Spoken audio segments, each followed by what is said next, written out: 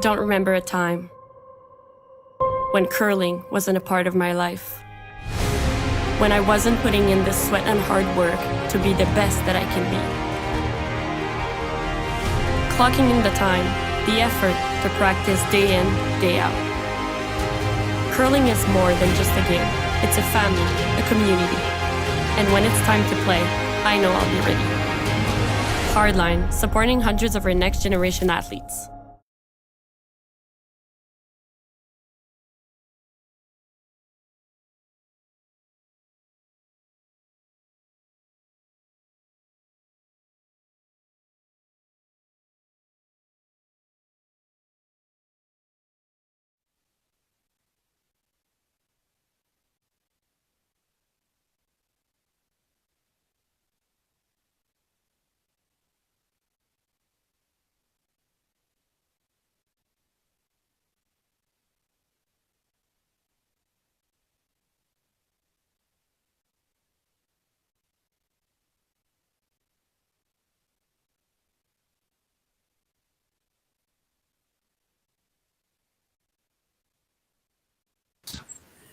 We've got the game between Sixten Totzek out of Germany and Glenn Venance, and I have to apologize to Glenn right up front because either I pronounced his name wrong for the entire last game or I'm going to pronounce it wrong for this entire game because we've decided it's Venance. But I think he'll tell you, Jim, as long as you spell it right on the giant check at the end of the event, he doesn't care how you say it. Yeah, exactly right. That's where it matters. Should be a good game. After doing a few games this weekend, and the ice conditions are super good. There's a lot of curl. Some of the teams struggle a little bit with the amount of curl, matching up weight and ice and whatnot, but should be exciting. Yeah, it really becomes critical on ice like this to match up the weight to, and it's not just the takeouts. People think about that all the time, but you call a guard, for instance, and here's a case where starting things off, they didn't get it on the center line, but if you call for a tight guard and you ice for a tight guard and he throws it halfway, well, it doesn't have as much time to curl. It's off the line. I've also seen lots of them over curl the center line as well. There haven't been a lot of rocks actually touching the center line that I've seen in the games that I've done, and that matters when you're playing a no tick zone as well. Oh, it certainly does, especially those last couple ends. It's really tough to throw a precise guard because they move so hard as they're dying. It's real easy to over curl. It's really easy to over sweep. You're looking at a rock thinking, oh, this has got to curl, this has got to curl, we better sweep. And before you know it, it's out the other side. Yeah, the other thing I found happening too is that there's very rarely a miss on the high side, whether that's a draw or a takeout. Any of the nothing misses on the high side. But just if you just go a little bit brain dead just for a half a second and don't throw it, or just let it go a little soft, you're just not going to touch it, and the sweepers are never going to be able to hold it. Yeah. And that may have factored into this decision here. He could see most of that shot stone. It came out the other side, but it's still a free guard. And if you flirt with hitting that and happen to crash the guard, it goes back. So he's going to try to use his corner guard here. Yeah. Teams had a practice session before the game started and draw to the button for last rock. The Venance team throwing the yellow stones has last rock. Yeah, their little check mark in there is just a little bit. Got the hammer indicated that it's for red, but it actually isn't. I had to count there myself to figure that out.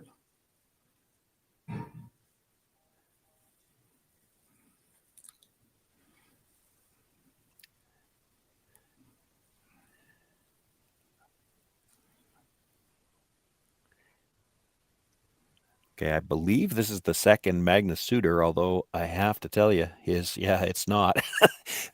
The picture doesn't match the face that I saw coming out. This is John Lucia Hag.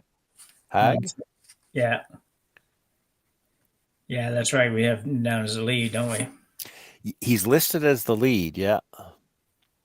He got promoted. That's just enough to mess up the announcers. Yeah. Well, and we don't know. We don't have the full roster in front of us, but it's not uncommon for a lot of these international teams. They may, if they've got a 5-person team, they'll bring them all over and they'll play them all because they're here, right? You're here for the experience. You better make sure everybody gets on the ice. Yeah, exactly. Eric Colwell is the second for Venance. It's a dandy. The third on the team is Sebastian Robillard in the black backwards hat, and in the teal backwards hat, that would be the lead Matt Tolley. Tolley does hold the broom for Glenn when Glenn's throwing. He's a busy guy out this way. I understand he chairs the event in Penticton, the New Floors event in Penticton, and very active that way. And that's a big event. I'm still trying to figure out who the brushers are on this Totzek team, because the faces I'm seeing don't match the pictures that I've got. Yeah.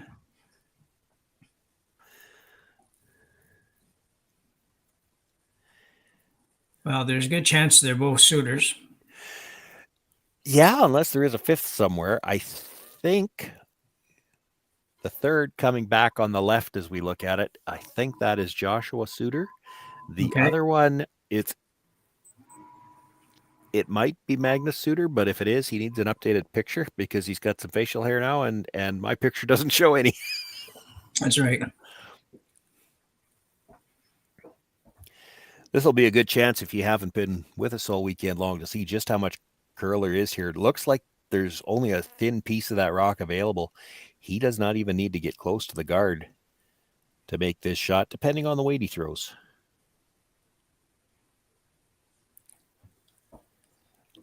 Yeah, you're right. It's been almost fascinating seeing how much they will curl. That had tons of room, and then they were about to even switch the sweep. And it picked up that curl just outside the hog line, rubs the guard. Worst thing about that for the Venance team is didn't really move the guard very far. So that stone's still 2/3 behind cover. Yeah, you saw Glenn sort of tap his chest there, indicating that was on him on that shot. And I'm sure he's thinking, why did I really didn't need to play it that close. No, they were just about to switch the brusher. You could see Tolley bending over.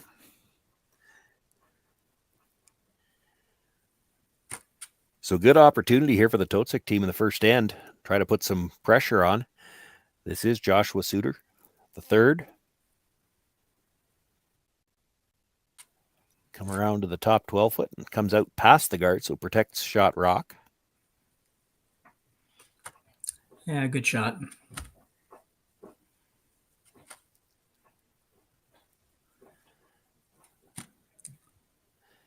Glenn's first thought was to come directly at that stone, and I think might have been coming from the other end. We can't see enough of it to make a play at the double, so let's try the run back. It'll be close. Whoa. Oh. That's painful, that one, yeah. Just tickled the shot stone enough to make sure it's under cover.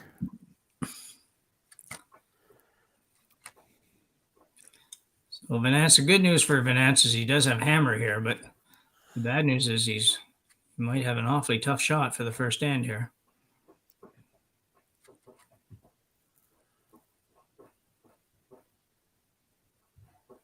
Is he going to go right in? Does he really want to go right in on top of the... Yeah, I wouldn't, but he does. Yeah, that's you kind of know with what they've got right now, they're probably going to look at the run again. I guess he's thinking if we throw the guard, probably they come down and freeze to shot rock. So let's not leave them that.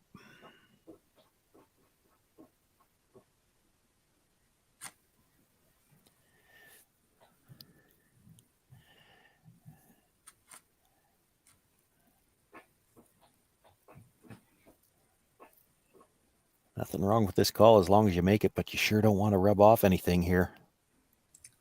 We've seen that happen a lot. This is a great shot. Yeah, it is. Sharp team. I don't know this team at all. I haven't really seen them before, but... Well, the international teams have had a good event here so far. Coming through the A event, let's just talk about the 6 qualifiers we had. Reed Carruthers took one of the spots through the A event. Those A qualifiers were last night. But the other 2 qualifiers to come through the A, we had 2 squads out of Japan, Takumi Maeda and Yusuke Morozumi. And through the B event, he had Evan Van Amsterdam, Trevor Bonneau, and then the other one, Anton Hood from New Zealand. Yeah. You see so many more teams, European teams and international teams in general that make the trip over, and you never really know what events they're going to be in, and they kind of spread themselves across the country. And the Japanese teams, I know last week in the Seville shootout that 3 of the 4 women qualifiers were all Japanese teams, and then 1 Korean team. So it was final 4 of all Asian teams.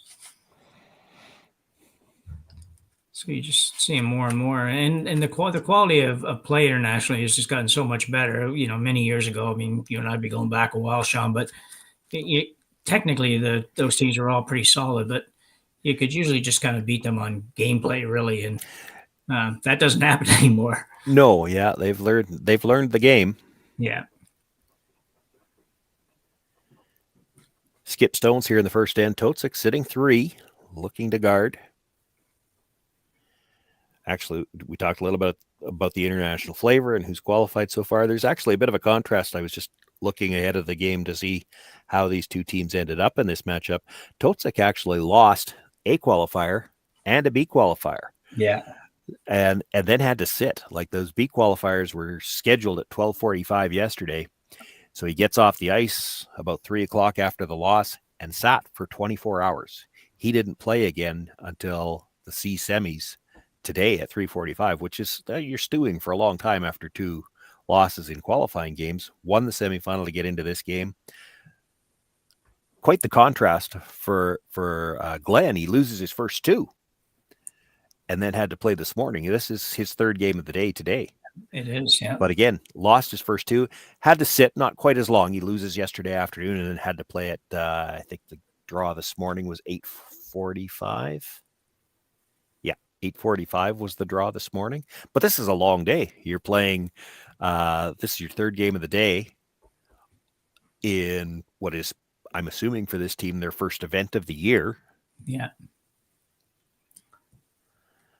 Yeah, it's a lot of curling in a day, especially when you've been here for a couple of days and only played, a couple of games in those 2 days or 2.5 days sometimes. And they're kind of hoping to play 3 tomorrow. Yeah, that's right. Everybody wants to play 3 on Sunday. Yeah, everybody wants to win their last one.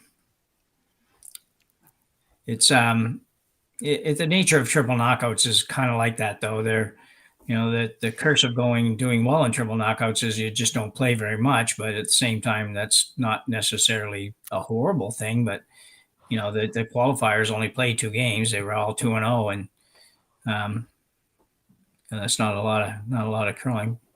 Almost a great shot there. Yeah, just a little strong, but they had to go to make sure they got by the first one, and I think they tickled them both, to be honest. Yeah. The tickle's not bad, though. If Totzek is able to make the hit, he probably has to roll away. Had you chipped the top one, you might have allowed him the chance to just hit and stay right there, and I don't know how you get in. Yeah. Well, the good news for Glenn Venance is that if he can recall that weight on his next shot, which he may well need, he'll come out of this with a score, because that's right on the pin, basically. Yeah. And the other thing with triples is if you lose those couple games early, quite often you're playing and playing and playing and playing for a long time. But well, you and I were talking about it a little bit just because we were spying on practice before the game started. And, for those of you who aren't maybe aware, maybe haven't been to these events, those teams that qualified through the event all played last night, haven't played since, won't play till tomorrow morning. So as they were getting ready to start these games, those 3A qualifiers all had a half-hour practice session. Well, I don't think he's going to roll away here.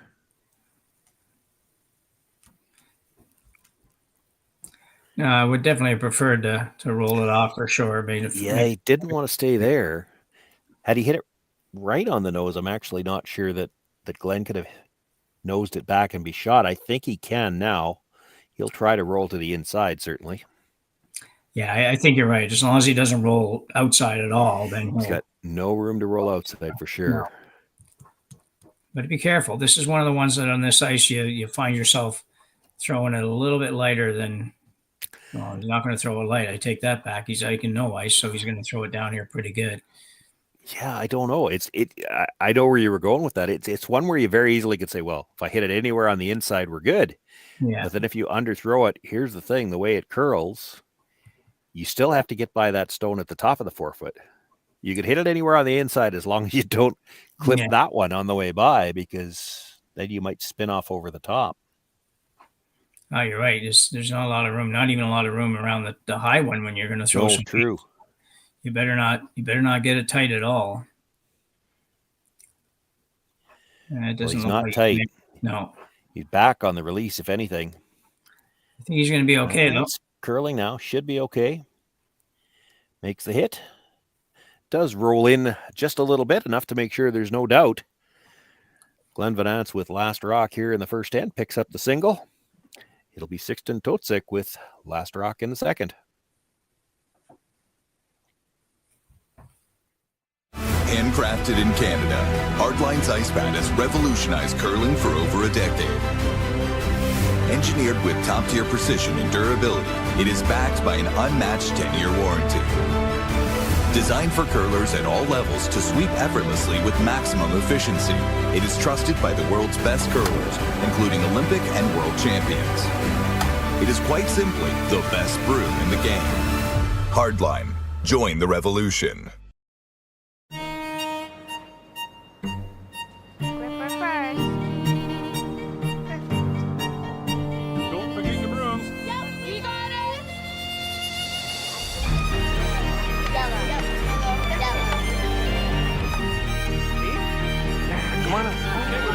What do you got? You got one, you got two, you got... Just one more throw, please.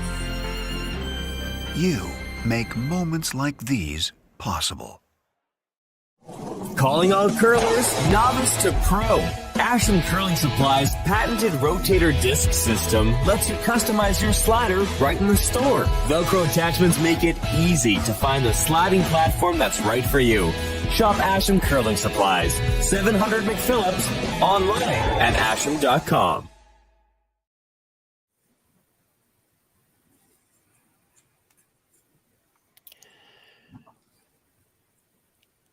Glenn Venance with the single in the first end of play here in this C qualifier. Sixten Totzek with last rock as we begin here in the second. First stone, and we were just coming back as it was coming to rest. Let's put it this way. I'm sure they didn't call for it there, but I don't know whether they were looking for it in the rings or playing the guard. It's ended up over on the edge of the 8-foot. Yeah, very, very good end for the German team, though. They made a lot of shots there. Yeah. Put a lot of rocks in exactly where they wanted to put them. Would have liked a bigger roll probably with his last one. I agree.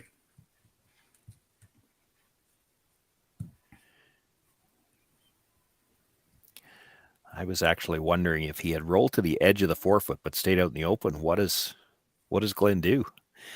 Are you going to draw cold to the button against 3 rocks in the 4-foot in the first end? Granted, he just made it on his first one, but if you leave that in the edge of the 4-foot open, he hits it, but then he has to roll to get shot rock. Yeah, that's a good point. I don't know what I feel in my mind. I think he would have played a hit on that, on the one that you're referring to that would roll to the edge of the 4-foot. I think he would do that. Just it's fine to say, well, you just threw the other one, but you're 3 rocks in the 4-foot. It's a little scary. That's right, and there's no more to come after you're done. So, and then it's always interesting to wonder. So where's the line? How far does he roll before he has to draw? Yeah. It's one of those things. It's so interesting to look at all the possibilities. And of course, there's no right or wrong shot, whichever shot you can make. Not every team's going to play the same shot. Every team's got their own strengths and weaknesses, and they'll play to their own strengths as a rule. It's one of the nice things as a viewer, certainly, about the free guard zone rule. There used to be, and any iteration of it, but we're playing the 5 rock now, but it used to be before any of those rules, there was really a lot of times only one call. There was one obvious call. And now a lot of times there's 2 or 3 calls that you could make. And That's right. It's fun to watch how these teams want to approach it. Good roll for the Totzek team. Rolls to the back 12 in behind their own corner guard. Yeah. Behind the T line, but that was going to happen anyway. So, yeah. And you still have to be careful with this stone. This is still just the 5th stone of the end.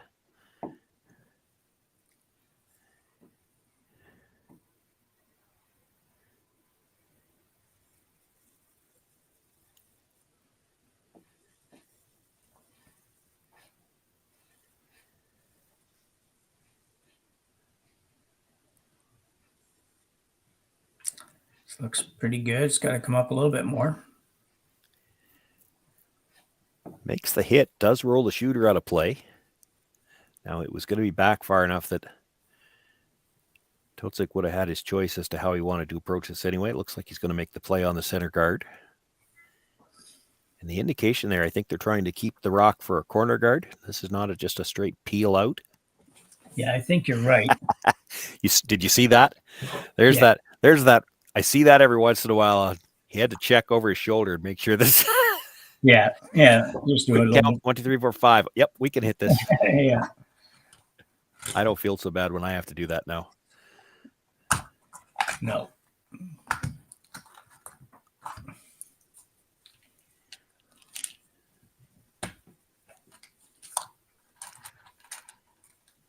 He didn't get what he was looking for. It really just didn't really change anything other than the color.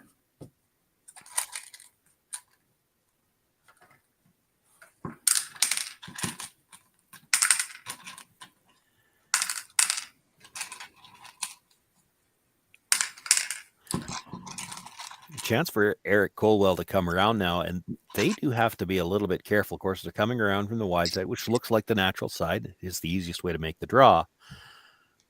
But you'd hate to over curl the guard because you'd leave the hit and roll behind the corner.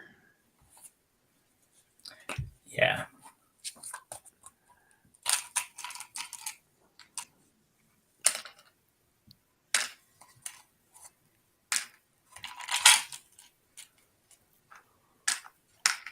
Lots of room so far, nothing out of the brushers.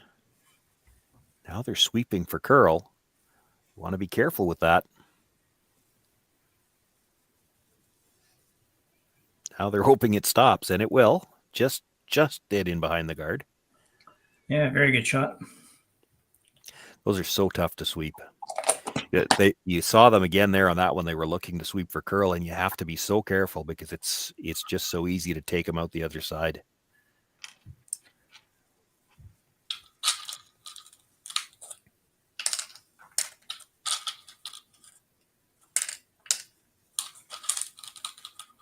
And a little while to make the call on this one. Yeah, and I'm a little surprised if he's going to look to make a play on it anyway, that he's not looking at coming through on the out turn.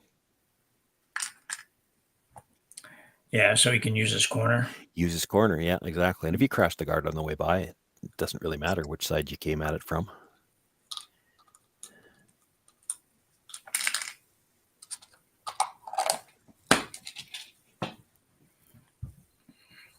Indicating there might be a little bit more.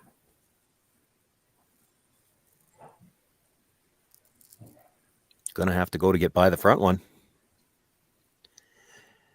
And I think the decision there at the end is if we're going to rub it, let's rub it hard enough to get out of the way. And they really didn't.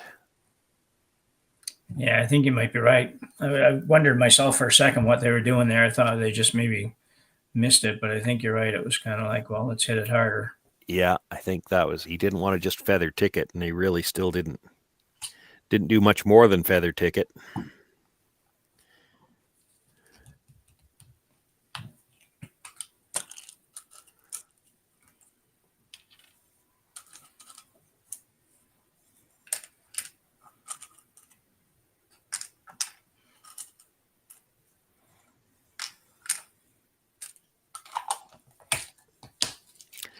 Opportunity here for the Venance team. Sebastian Robillard, the third.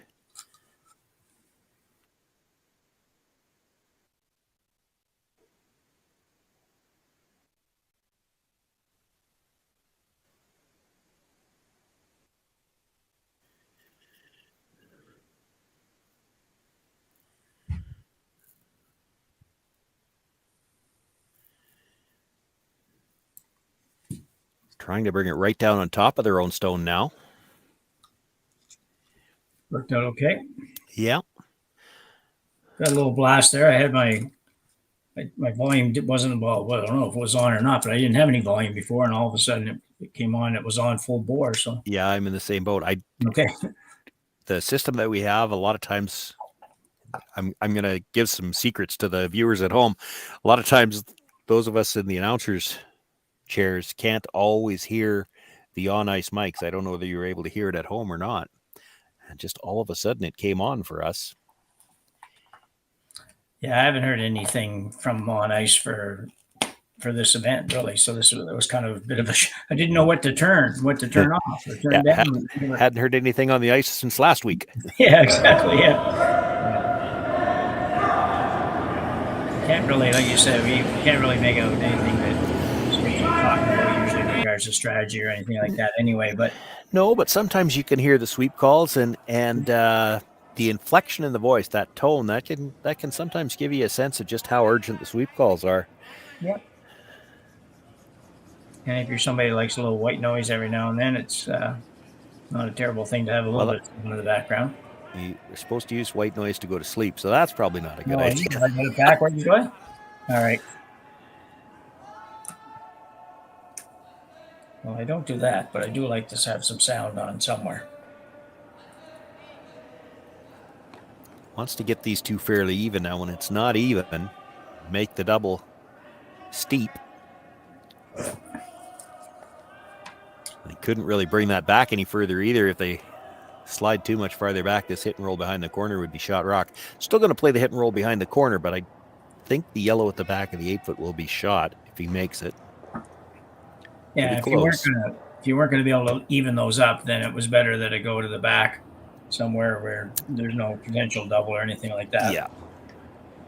But, if it goes much further back, you make this hit and roll and you're shot rock. Yeah, I see it.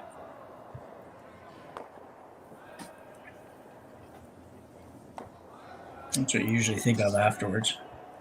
Yeah, true. So he's going to make a little roll here. Close. Yeah. Rolls to the edge of the guard, not really behind. And it is still yellow at the back of the 8-foot shot rock. Yeah, certainly gettable, but a pretty good effort.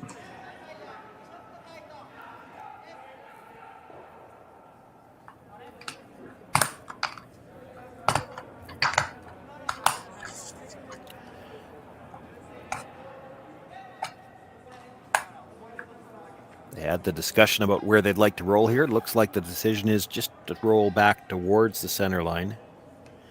I don't think you want to stay right there. You might see if Totzek knows he's going to get forced and you stay right there, he might just come around it.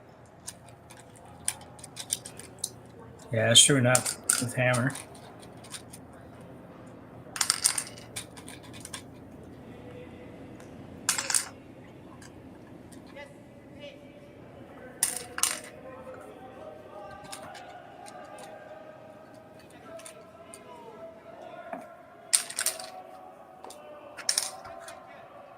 A lot of ice here. I don't think you can be playing a lot of weight on this.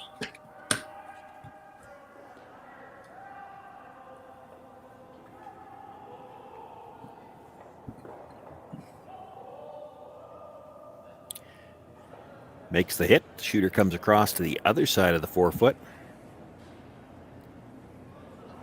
Probably rolled a little farther than he would have liked. Yeah, I think so. A fair bit of ice for this shot. I thought he might go after the double, but I guess he's just going to try to maybe hit and sit in front of the other yellow. Yeah, when this is your first stone, if you go after the double, you're losing the shooter, and Glenn goes around the corners and you're forced anyway. Yeah. So you're making the hit, try to roll in front of the yellow. If for Glenn to make a pass at it, there's a chance he rolls out, and then you've got a shot at the blank.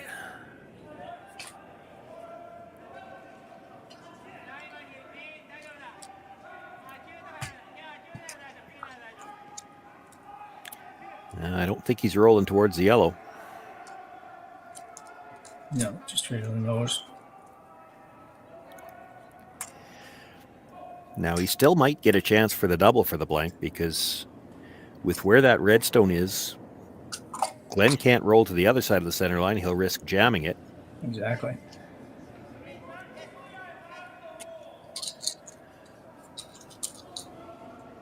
I think if you're Glenn, you probably want to try to roll in front of your own stone. And then for Totzek to try the double, he probably has to stay in the rings. Yeah, exactly. Yeah, I think that would be the thought here. He doesn't seem to be somebody who likes to take a lot of ice on these hits, although the shot before he'd had a lot of ice to get the one behind the guard. So I got to be careful here. This doesn't curl too much on him. True. Yeah, that's how you get in trouble. You could jam it if he noses it. Did you say you had a chance to do one of the games for the Totzek team earlier? No, I did the Venance game. And I haven't done them either, so I don't know. I don't know the team at all. It'll be interesting if he hits it right on the nose. Will they go after the blank? Well, we're about to find out. Yeah, I think he's down 1-0. I think you take your point and call it a day. The blank's going to be pretty difficult.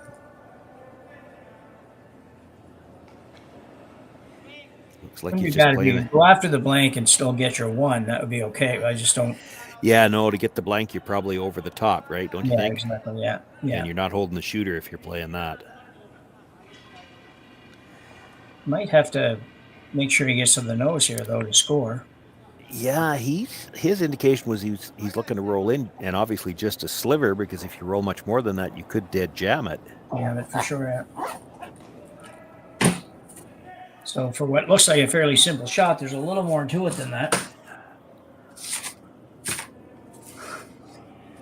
Well, that's another one that we could say the same thing we said last time. He certainly can't hit it on the broom side. He doesn't have any room to roll away from center. No.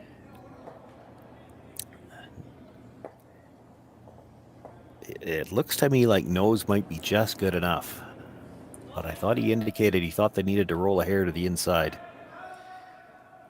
Yeah, I thought the same thing. Well, they're looking to curl, so that means he's still on the outside. He'll get to the nose. I don't think he got enough.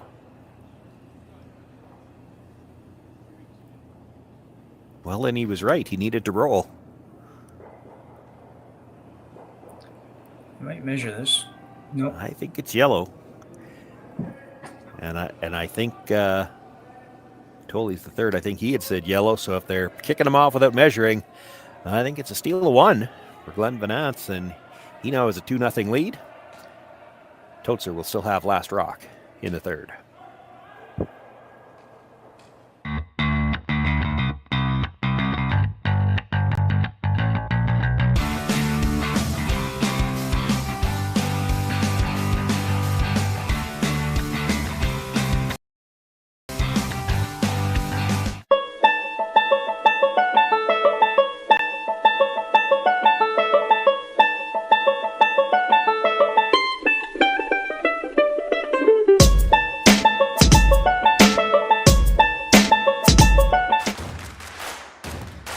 Imagine being able to stream every curling game from every sheet from any event, be it your Wednesday league game, bonspiel, or corporate event. Curling Stadium offers an all-inclusive streaming solution featuring high-quality cameras, ease of use, great reliability, and minimal installation. Offering your sponsors customizable ad space on your streamed curling games and being able to sell video packages to your corporate events for increased revenue. With Curling Stadium, you can stream to any device, be it your mobile phone, tablet, or computer. Push the feed to your desired platform, be it Facebook, YouTube, or any other social media. Curling Stadium is simply the way forward. Where it's commonplace in other sports to televise every game, we want to do the same. Curling is a global sport, and it's time it gets the coverage it needs. Make your curling club the next Curling Stadium.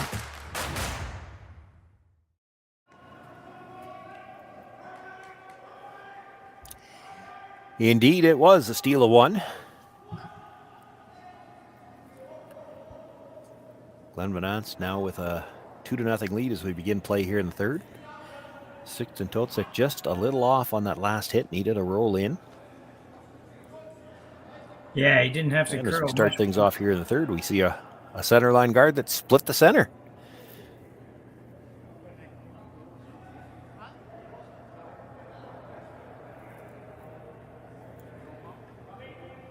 Corner guard stops.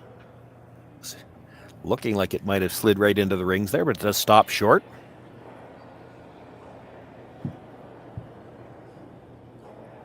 Well over there. Matt Tolley now looking to come around wide from the out turn side. Get in behind the center.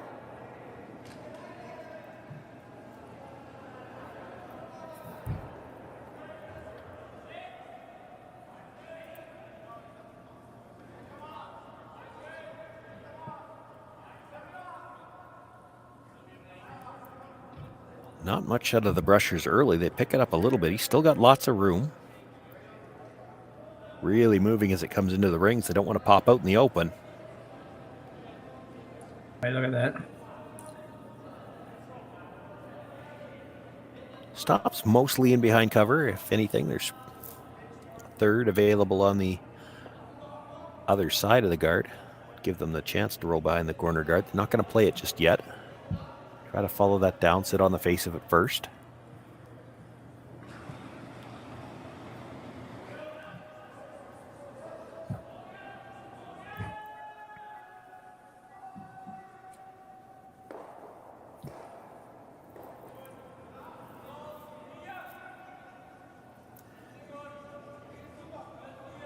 Magnus Suter, we believe, is the lead. Looking to follow that stone down.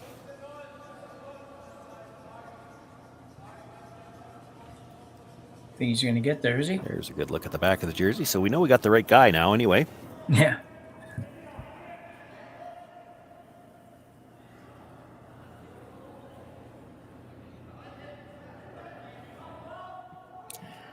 Not able to get right down to the face of the Yellowstone, but he does have them lined up.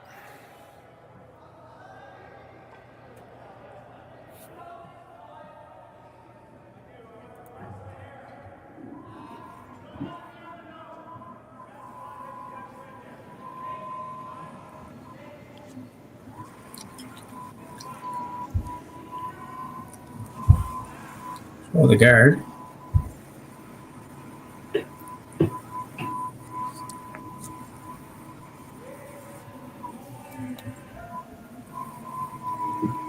Venance continues to sit shot rock. Asking Eric Colwell to come around the longer guard and just stagger the guards, really, more than anything else. Don't think they wanted this right down to the red.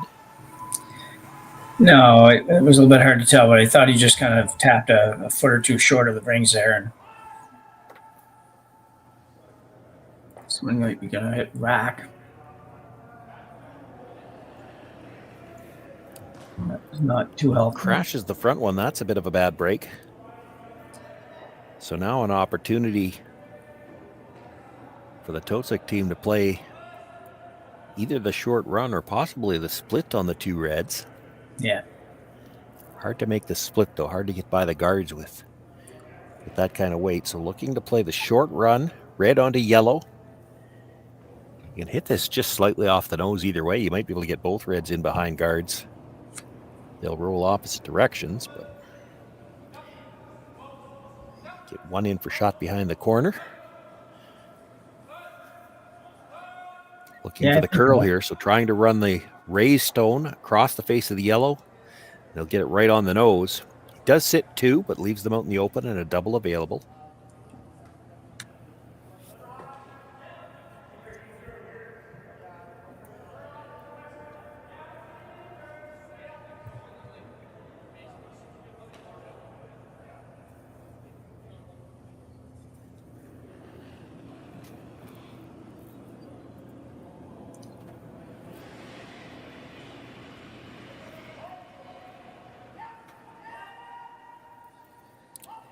Eric Colwell looking for the double. Crosses the face a hair. I don't think that's the side they were trying to hit it on. Jams it and spills it in behind the corner guard. That's right, yeah. Advantage Totzek now. Yeah, where Totzek would have wanted it on the last shot to end up in there at this point. chance to hit that stone at the top of the 12-foot, rolling behind the guard that's just a few inches off the center line. He can sit 2 buried.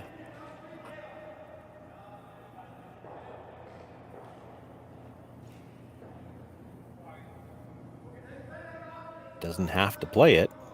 He's already sitting shot rock. You could draw, but where do you draw? Well, you could go in, turn around the long yellow, but you just would end up in a special in a specific spot for sure. Nose hit's not bad here as long as you're biting the 12-foot. I think you would be. Yeah, I think you would be too.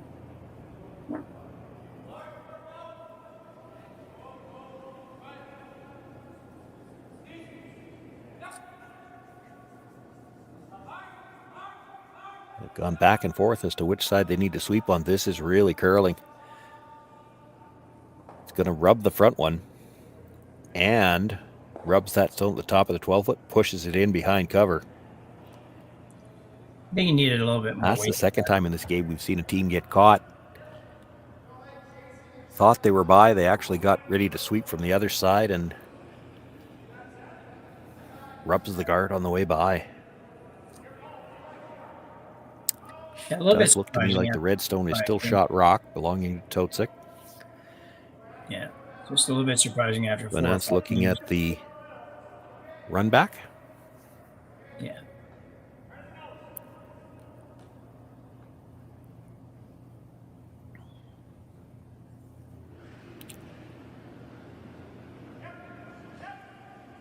Sebastian Robillard looking for the nose hit on the yellow. Going to be just a little over the top. Boy, if you needed to run it between those 2 red stones, that would have been a tough shot. Manages to run it between them without killing either one of them. Could have gotten fortunate, actually. If he'd have touched the top one, it could have still come back and got shot rock. Absolutely. As it is, Totzek sitting shot. Venance is second.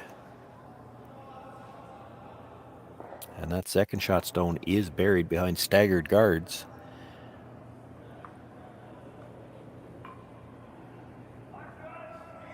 So Joshua Suter being asked to come right around that stone at the top of the 8-foot. Buried behind the 3 yellow stones somewhere in the 4-foot ring.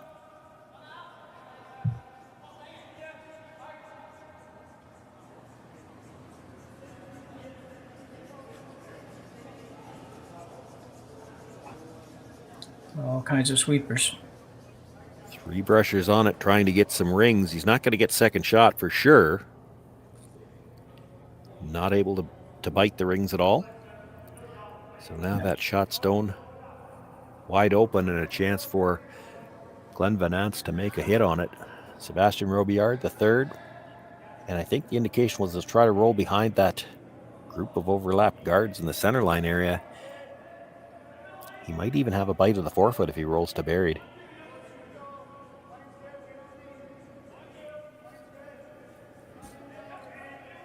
Yeah, I think he would. Eric Colwell on the brush. It's like probably a nose hit.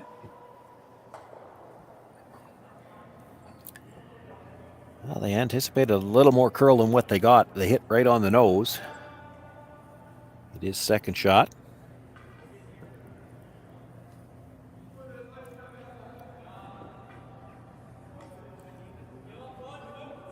Totzek can't be seeing much chance for a blank here, so they're going to play the come around this time from the intern side.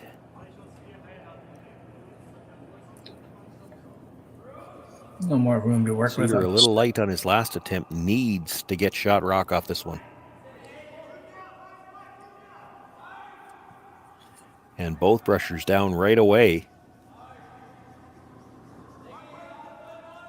Not just for the weight either, is this curled early.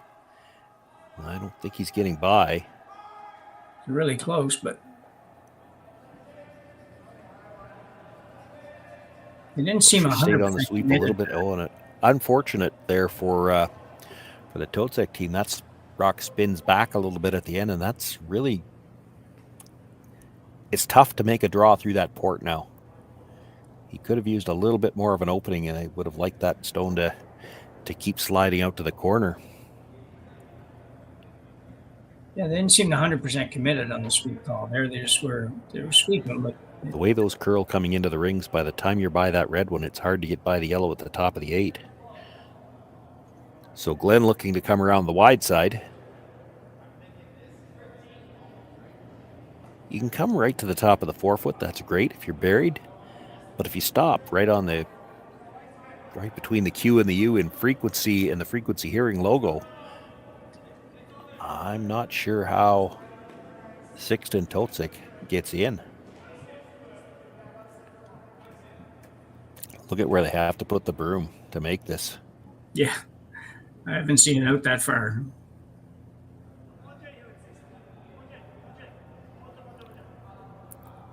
He's got it up on the boards.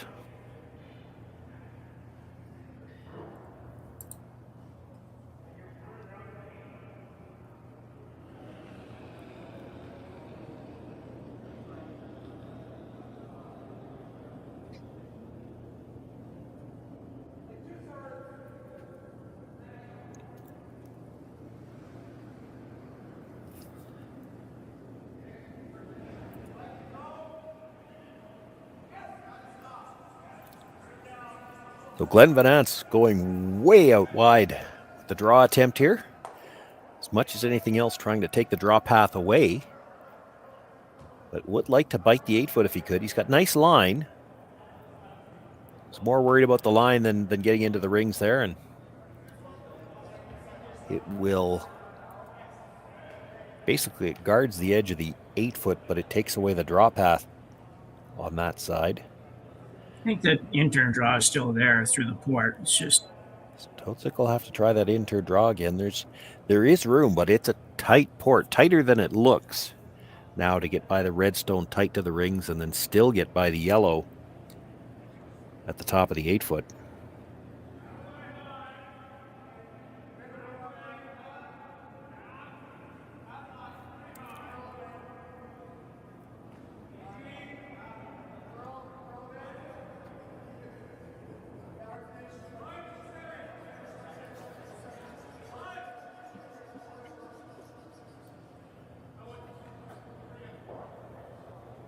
Big shot here for Totzek. His first stone in the 3rd end, trailing by 2. He does have last rock. Facing 2, and as much as neither one of them has even quite full 8-foot, if he doesn't get one in here, he may not have a way in with his last one. And this starting to curl early too. I don't know if he's got enough weight to get there. He'll be by the guards, but I don't think he's getting by the stone at the top of the 8-foot. And it will roll just fully open. And if Glenn hits that on the nose, he'll be sitting 3. Nothing even full 8-foot. And I'm not sure how he gets in. They might be worried they could leave a triple, but you could roll 2 inches broom side, and I don't think that's a problem. No, and I think it's almost no matter where it goes, I think the triple will be difficult. I don't think you want to roll into your own. I mean, they're worried about leaving the triple, so they're thinking roll into their own stone, but that'll leave the same draw, and now there's more room because he did move the yellow over.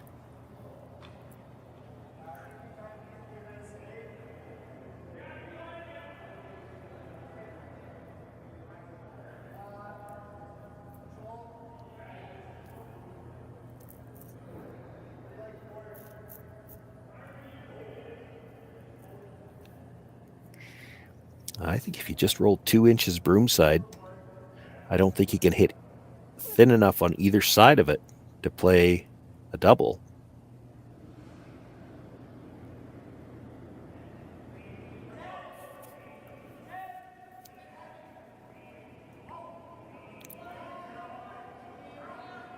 This needs to curl.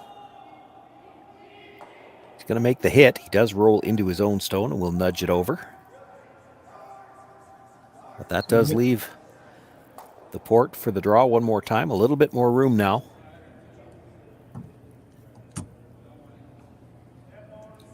big shot here.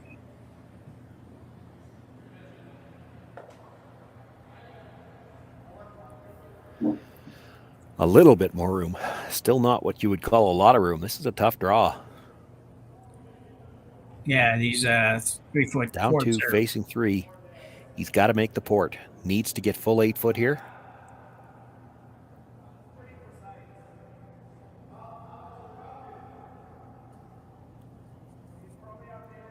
Final stone, Sixten Totzek.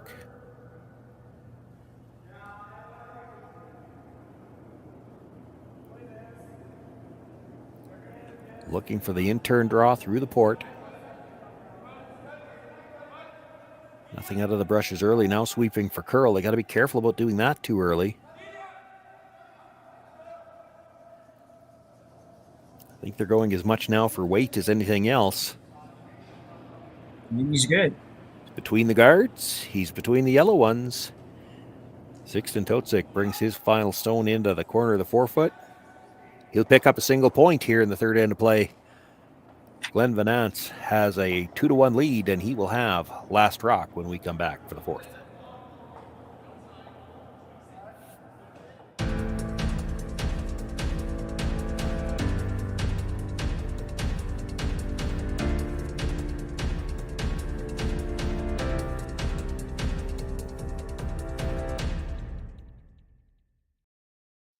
I don't remember a time when curling wasn't a part of my life. When I wasn't putting in the sweat and hard work to be the best that I can be. Clocking in the time, the effort to practice day in, day out. Curling is more than just a game. It's a family, a community. And when it's time to play, I know I'll be ready. Hardline, supporting hundreds of our next generation athletes. Calling all curlers, novice to pro. Asham Curling Supply's patented rotator disc system lets you customize your slider right in the store. Velcro attachments make it easy to find the sliding platform that's right for you. Shop Asham Curling Supplies, 700 McPhillips, online at asham.com.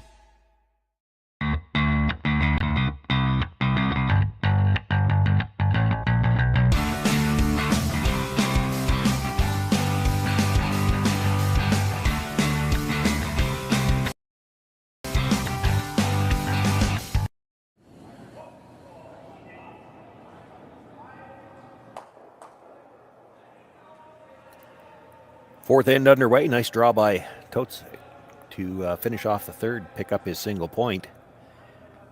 Asking for the long center guard here as we begin playing the 4th. Magnus Suter with the long center, and does look like he's got a piece of that center line.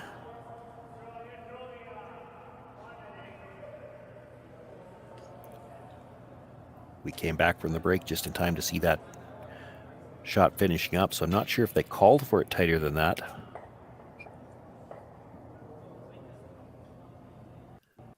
I expect we're going to see a second center guard anyway.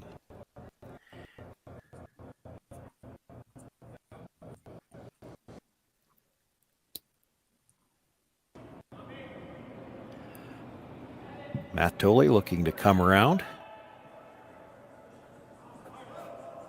Likely doesn't want to be that deep on this one. It is a long guard. Bite the top 8's probably good. Well, they're sweeping it to bring it in a little tighter. They do bring it in for a piece of the 4.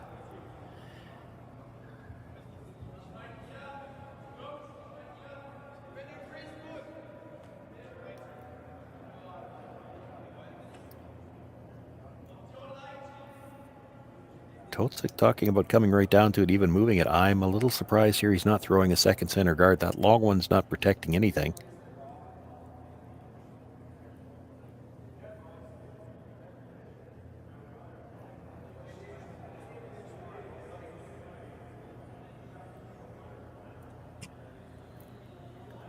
Not sure if that might be part of the discussion from the other end.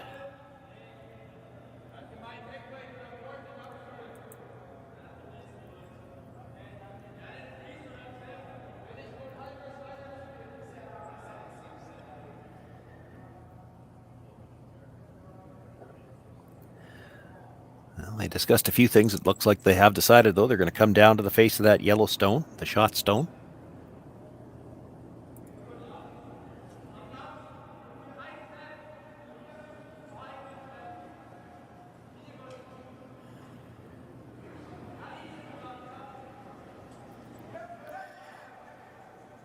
Got a nice line coming in, both brushers on it.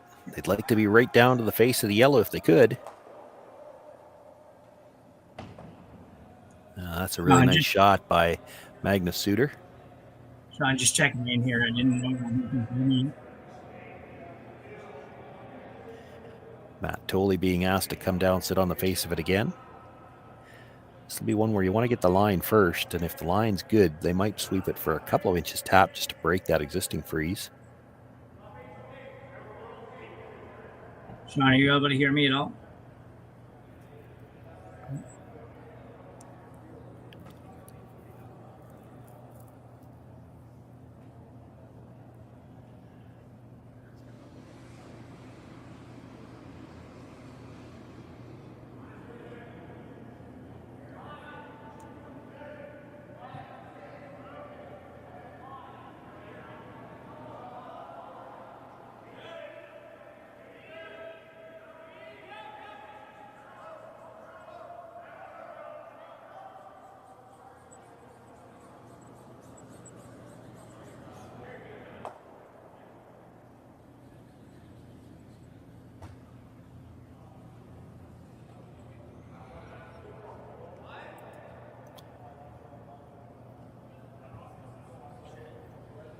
Well, that come around to the top of the 8 foot.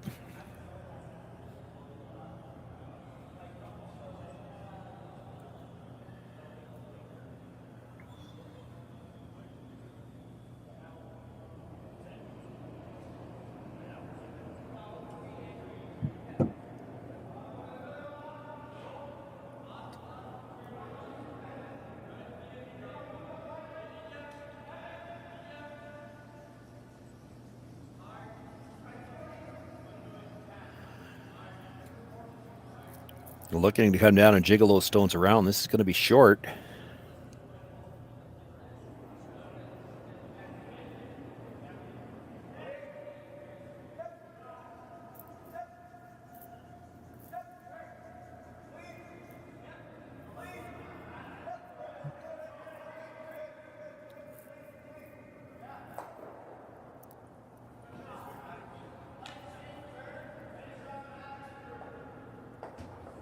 Glenn was looking at playing a double peel on the guards. Now, he does have shot rock here, but he's also got last rock, and he might like to open up the center line. That was his first thought anyway, but looks like they're going to play the come around.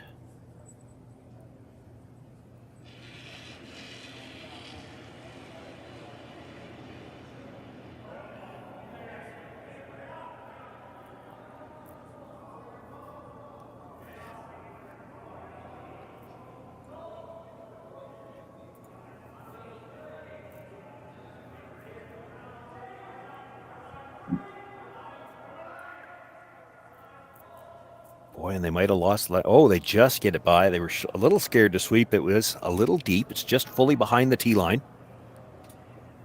So sits 2 now. Totzek looking at trying to follow that stone down, though. If he can sit right on the face of it, he'd be shot rock. Would probably have the pinhole covered.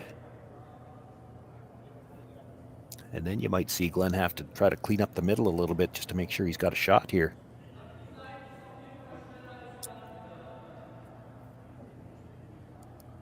This still has to be made. This is a tough shot. He's not working with a lot of real estate here.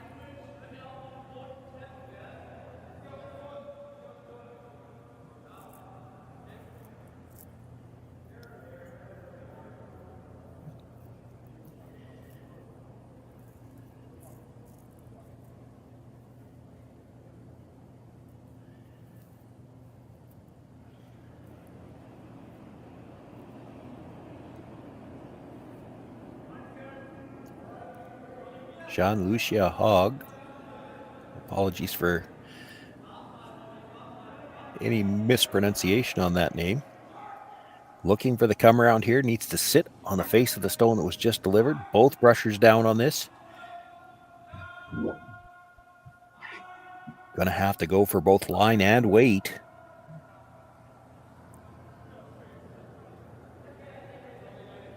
Just sits beside his own rock and probably just deep enough. If that sits a little bit higher, you could probably double the reds. I mean, you might be able to. It's hard to say right now. If you hit that on the outside, does it touch the other red or does it go directly onto shot rock? Probably a little risky to play it that way. Could simply hit that stone. It was just delivered.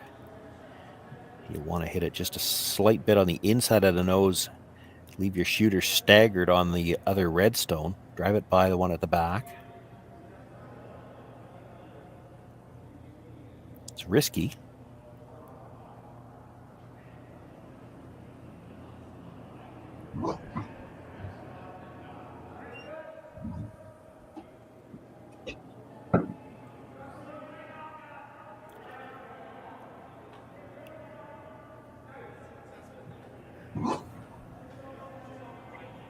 Looking at playing this as a draw, actually. I think. No mics on the player, so it's hard, but the way Glenn was indicating, play into the pocket of the two red stones, and if you're a little short in the 12-foot, you still take away anything that they might have.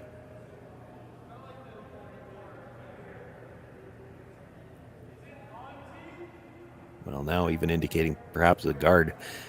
Not sure you want to be throwing a guard with center guard with last rock. Right into the pocket, but you got to make it. Again, tapping the ice as though a guard could be okay.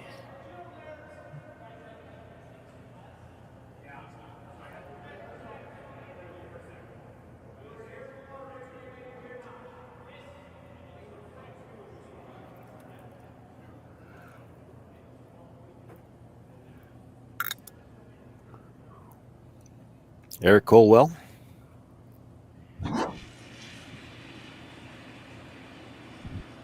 I believe the call was for a tight guard. And plan B is in the house into the pocket. And Matt Tolley has his hand up right away, saying this might be a little strong. Line looks good. They're trying to bring it in now. Actually, might touch off their own stone. They needed that to hold a little straighter. I think he's left him enough of that red stone that it can be tapped up into the 4-foot area. Can't see quite all of it. It does look like there's a little bit of room between the reds.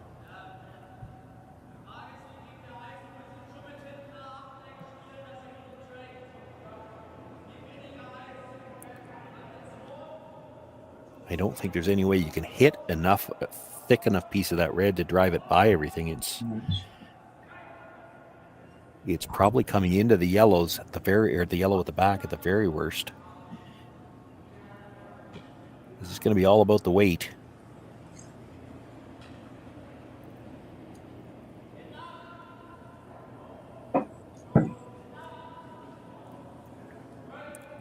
Already facing two without last rock. Joshua Suter looking for the tap back. And this is a long ways out there. He wants to get close to the nose. Doing everything they can for curl. He may not make contact with it at all. He doesn't.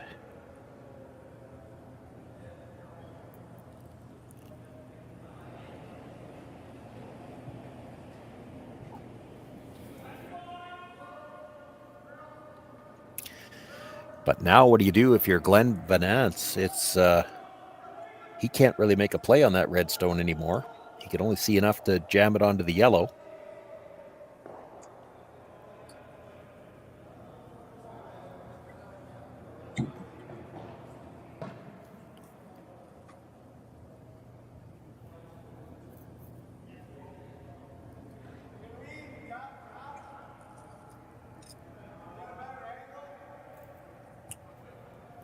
He's gestured a couple of times at some kind of slash on the other side, but to me it looks like all that's going to do is kill second shot. That middle red in the cluster of there's the two yellows and the red, and then the one red in the middle of it. I don't think there's anywhere you can hit that, but it's just not going to stay right there. Talking about a guard again.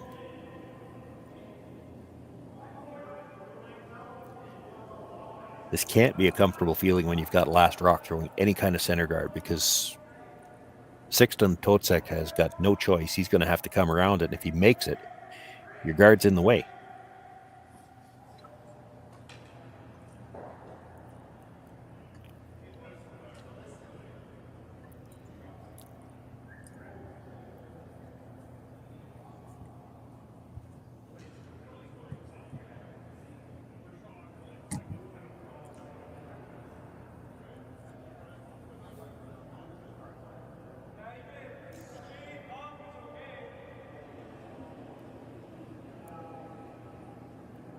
Third stones here in the fourth end. This is the first for Sebastian Robillard.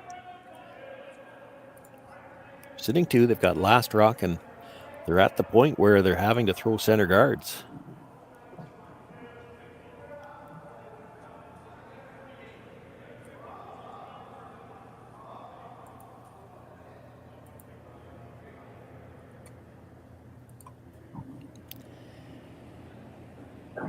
Well, does what he needed it to do, I think.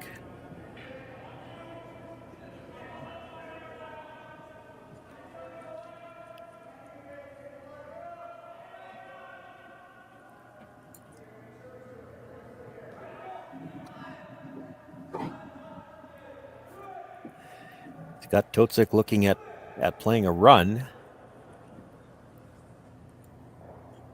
What makes this one interesting is, again, as I said, that middle red isn't going anywhere. He can kill second shot out of this and perhaps end up sitting second himself.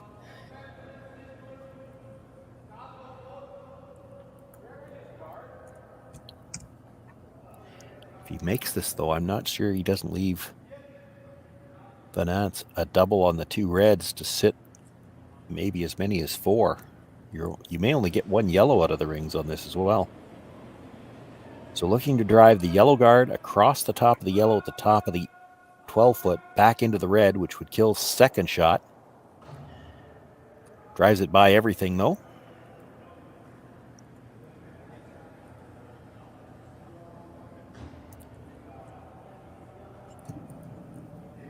Will likely look to replace the guard now.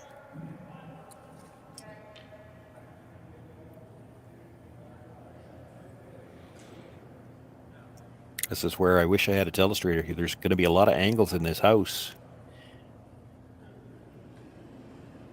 It's hard to describe them all.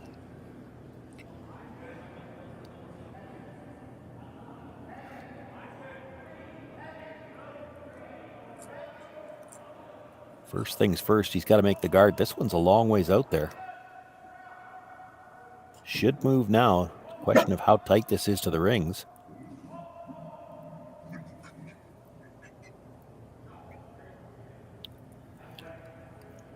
Well, that guard's a little bit tighter, and that'll make the over the top onto that first yellow a little tougher,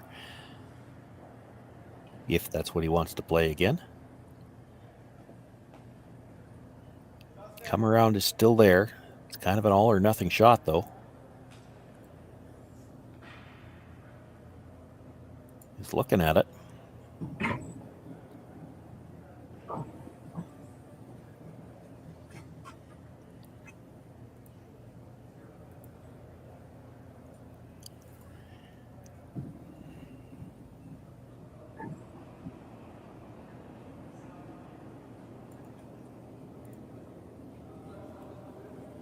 I think they've also looked at the run back on the yellow guard to try to catch the.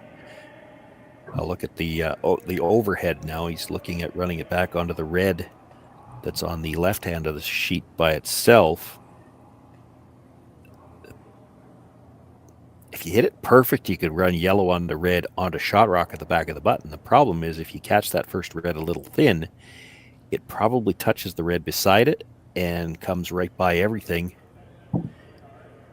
And then Venance will have a chance to come in and sit 3. So he's going to play the draw. And the way this curls, it's entirely, I mean, this shot's there. He could make it. He could bury behind that. Well, really, he could actually bury behind the red stone at the top of the 8-foot for shot rock. He doesn't have to be anywhere near the guard.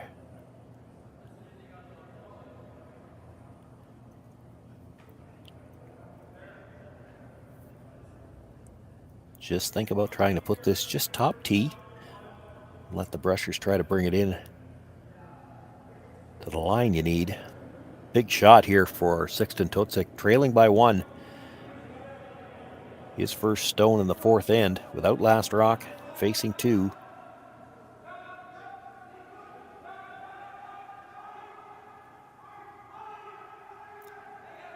Really curling, and it's not just the guard. He's got to get by his own in the rings.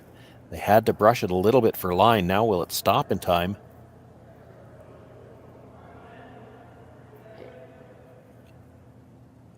Stops in time to sit second, I think.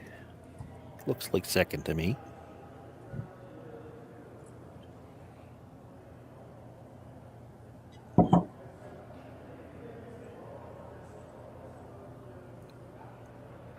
So Glenn looking to draw. Now, I didn't see the call here.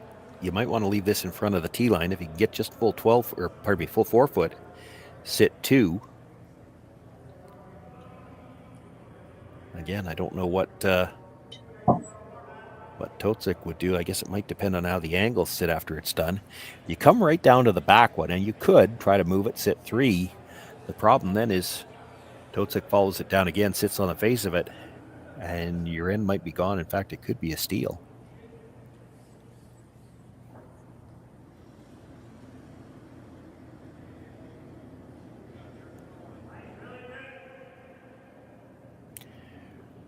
Robillard has his brush down right away. Now both of them going.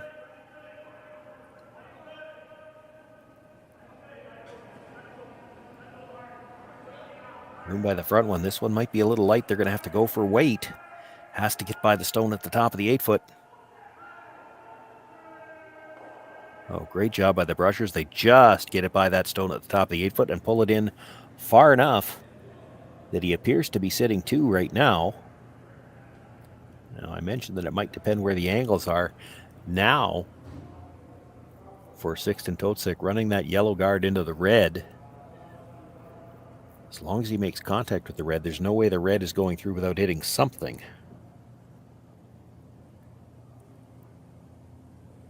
And there is still the possibility, if he hits it absolutely perfect, he could run yellow onto red, onto the yellow shot stone at the back of the button. And it would be totally buried. There's a few options depending how he hits this.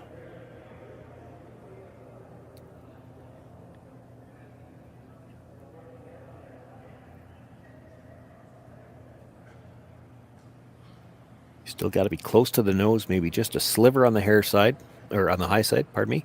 He's looking at yellow onto red. If you hit it on the nose, the red would come off the side of the other red, probably make contact with the one that was just thrown.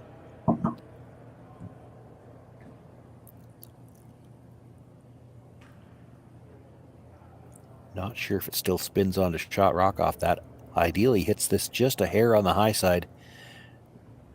Hits that red stone as thick as he can. Puts it right between the 2 yellows onto shot stone at the back of the button.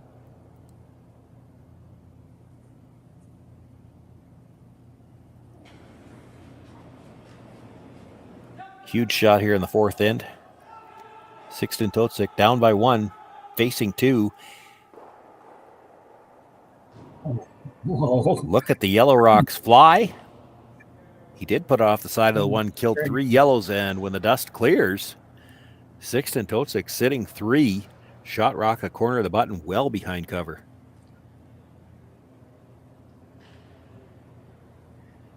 Drove the yellow into the red, touched the side of the other red, enough to kill the 3 3 yellows that were closest to the rings and sits 3 himself.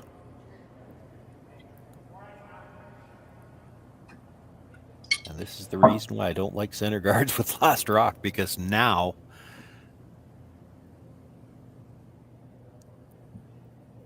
Glenn Venance looking to come around a guard that it's just been exchanged, but it was a guard that they basically put there in the first place, and he's got to get a good solid piece of the button to even score here. Full forefoot to hold them to 1. And this is out there.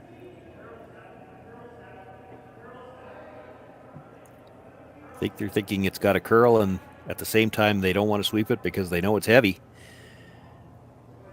It's 2 for sure. It's a question of how far back this is going to go now.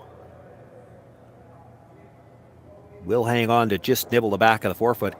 It's going to be a steal of 2 for Sixten Totzek.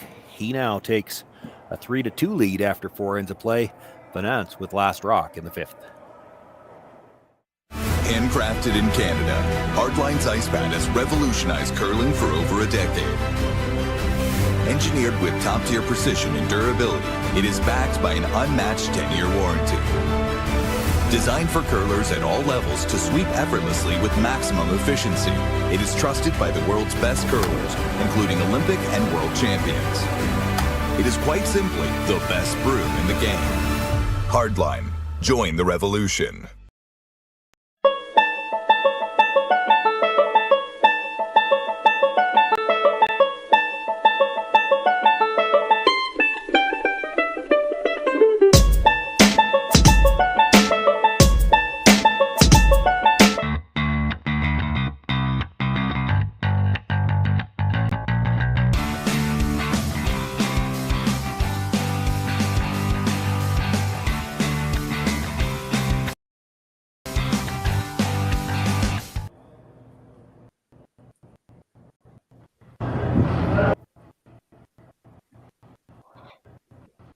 And I can hear somebody. I just can't see anything.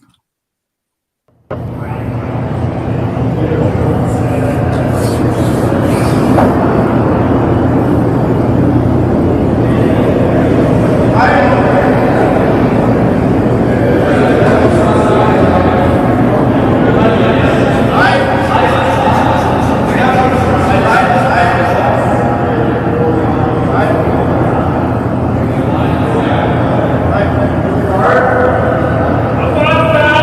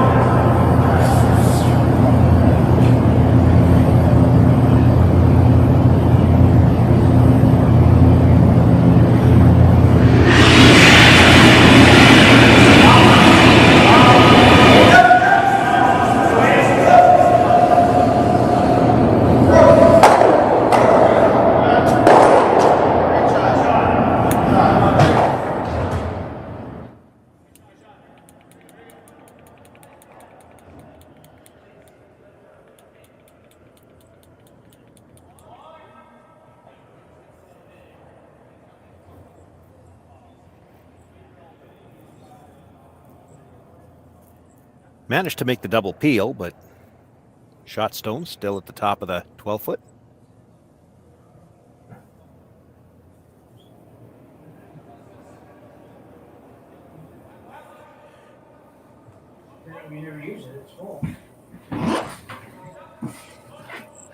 Totzek looking for the come around on the corner. Actually, I think looking to chip out the tight corner guard. Gets a piece of it. We'll leave it in play, but his shooter rolls to the button in behind his own stone, top 12.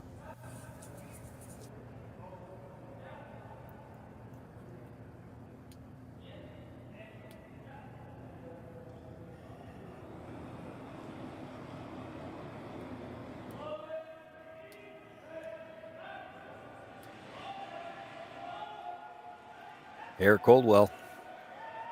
Chance to make the double.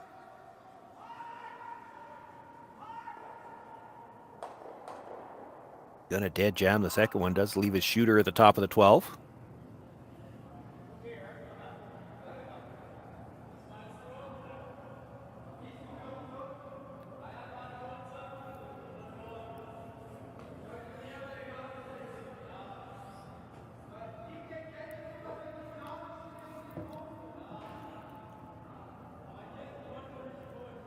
A little bit of a tough situation now for Totzek. His first thought was to hit the yellow. You hate leaving opposition rocks in play when you don't have last rock.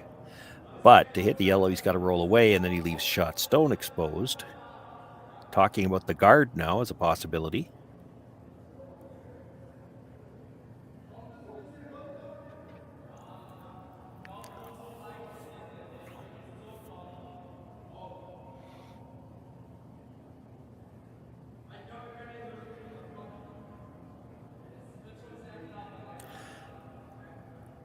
Apologies, we have had some technical issues with the announcer audio. It wouldn't have affected anything that you've seen at home, but Jim Nix, I understand we've lost his feed, so I want to thank Jim for joining me for the first part of the game. Jim will be back tomorrow.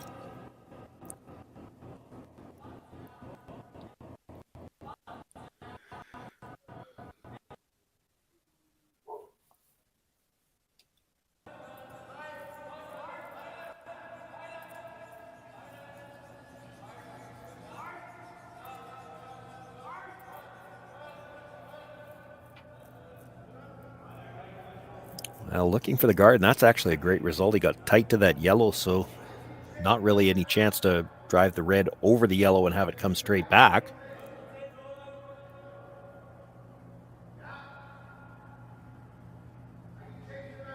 Thinking about playing it like a draw weight split. Red onto yellow, tap the yellow up into the rings.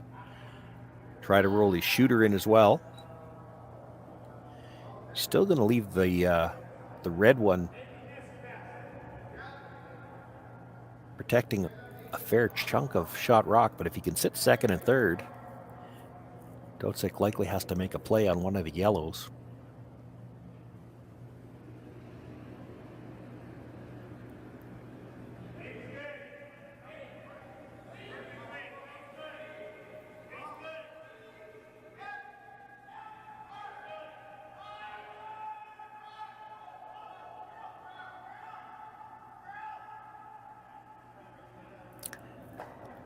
Plan B.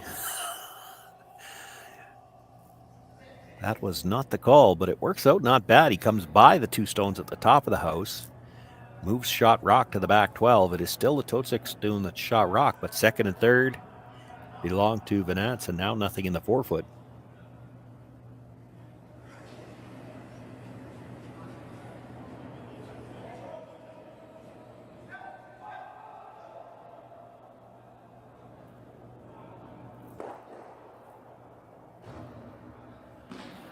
Totzek does have last rock as we play here in the 5th.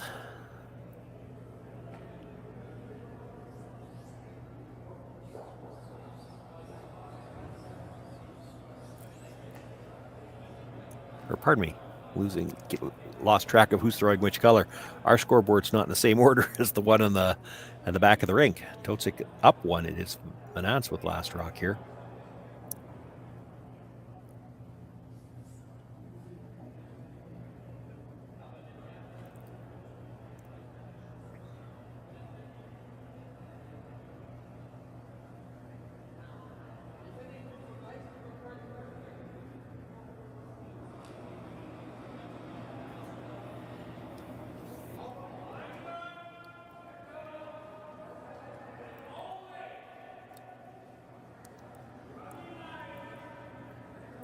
Talked at great length about the come around, but that red-yellow are very close together. They're probably a little concerned about leaving a lined up run back. So they're going to make a play on the stone at the back of the 12-foot. They can see most of it, and it's a long guard, so they don't have to be anywhere near the guard to make the play on it. If they can stay on the nose, be sitting 2.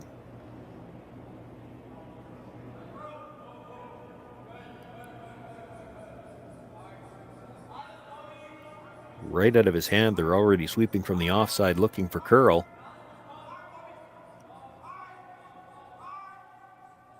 Have to think that might not have been the greatest release. Good job by the brush. Makes contact, rolls across, does stick for enough of the 12-foot to sit 2.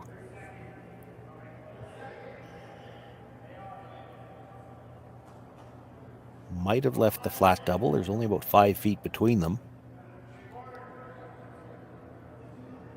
It's thick.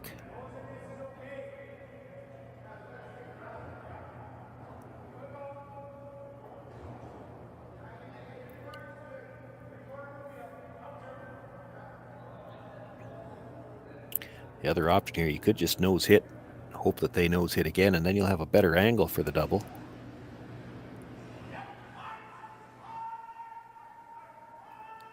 On the brush right away. Has to hit this fairly thick to make contact with the second one. It's just going to touch the first one, enough to kill it. Shooter rolls out of play as well.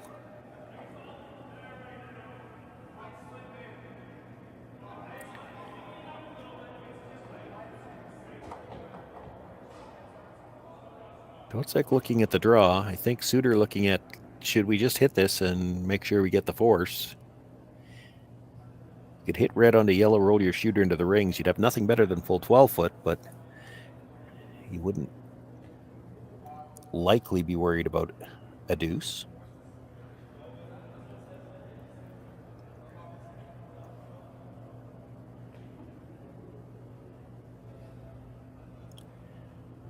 The come around is the best result as long as you make it.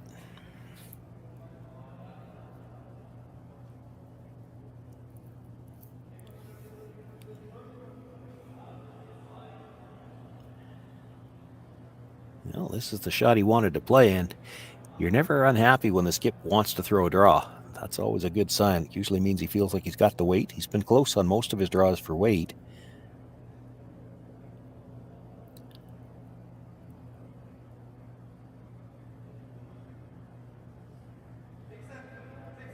Line can be a little bit tricky when it curls this hard, but they know they don't have to come that tight by a rock, even when it's top 12, to get buried. Top 4.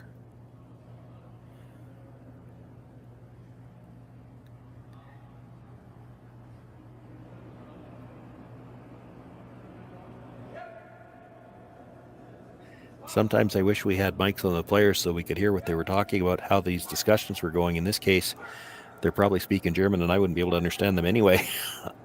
I think he got outvoted from the other end, though. The come around's a great result if you make it. It absolutely is. It's a chance to steal a point.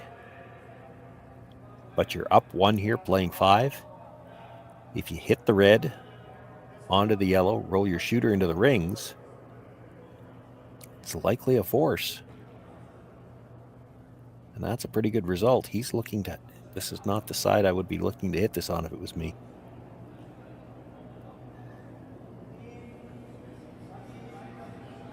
You're not getting both reds into the rings like this, and you're probably leaving a double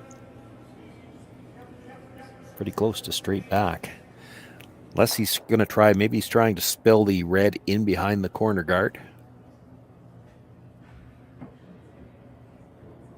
So looking to hit just a hair on the center, or on the broom side. Red onto yellow, and then spill the red over in behind the corner guard. Try to sit 2 that way.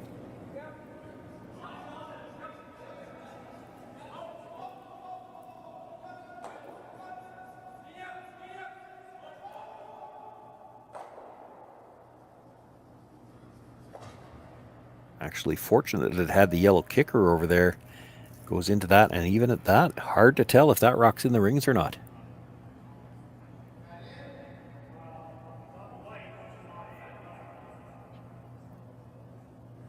I do not know if that was the best way to hit it, but it's hard for them to tell for sure if that's in, and if there's a possibility it's in. Glenn might have to play this for a single point, or I guess you could draw now if you think it's in and try to get your deuce. Where he's got the broom, it looks like he's making a play on the back one.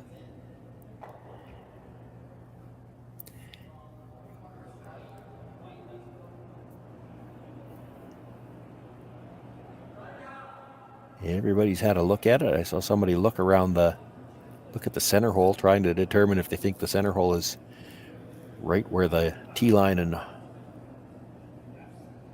the center line intersect. Every once in a while, the lines on the ice kind of make it look like the center is out one way or the other.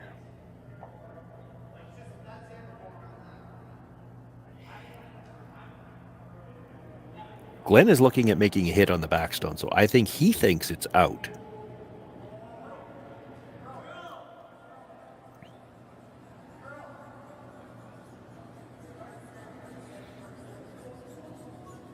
But I don't think his team is 100% confident. He's going to make a play on the back one, try to stay right there.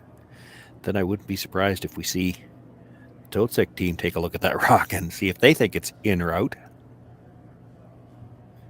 Not that it really will affect their call. They'll have to make a play on shot rock.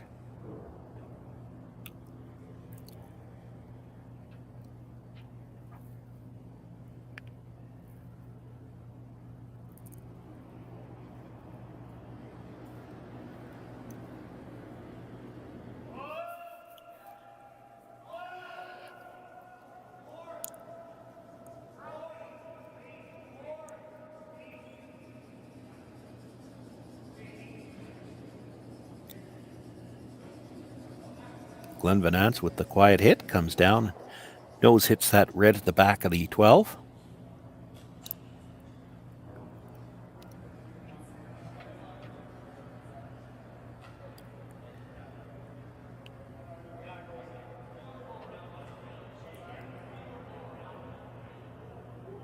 Robillard takes another look. Venance takes another look. Totzek's going to try to make a play on shot rock at the back of the 8-foot if he can hit it. Stay right there. The Venance team will have to take another look yet around the outside, because they'll have to make a decision whether they're playing for the blank or playing for the single.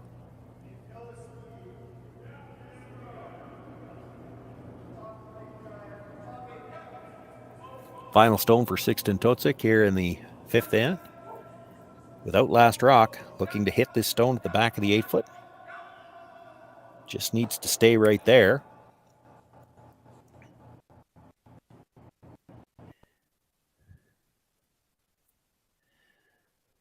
Glenn seems pretty confident this is out. He's put the broom down like he's going to whip this down here and play for the blank. I wouldn't be surprised to see the measuring stick come out. In fact, you can see already Joshua Suter looking around to see where it is.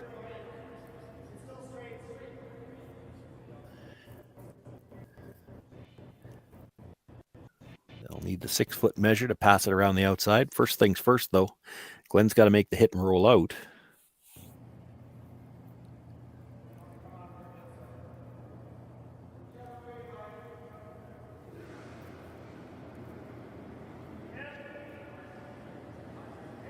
Well, they're on the brush right away.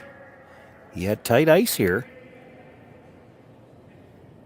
Well, we're not going to find out if that one is in or out, because Glenn is going to stick around on that last shot.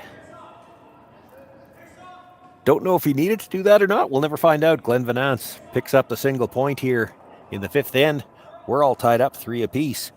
Sixten Totzek will have last rock in the 6th. Handcrafted in Canada, Hardline's ice pad has revolutionized curling for over a decade. Engineered with top-tier precision and durability, it is backed by an unmatched 10-year warranty. Designed for curlers at all levels to sweep effortlessly with maximum efficiency, it is trusted by the world's best curlers, including Olympic and world champions. It is quite simply the best broom in the game. Hardline. Join the revolution.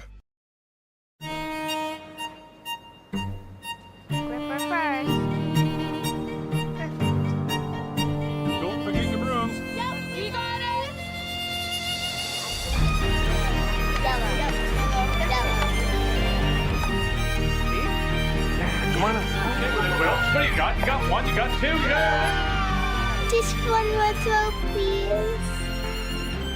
You make moments like these possible.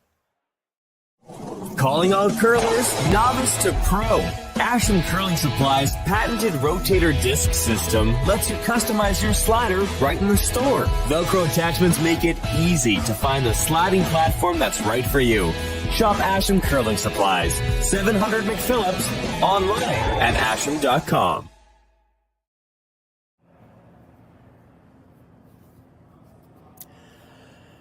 Center line guard thrown up to start this sixth end, splitting the center. Magnus Suter will look to throw the corner guard.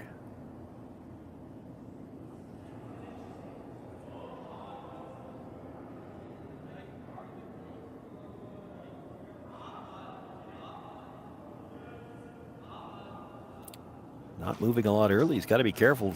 Touches that yellow off the line. Does just get by it.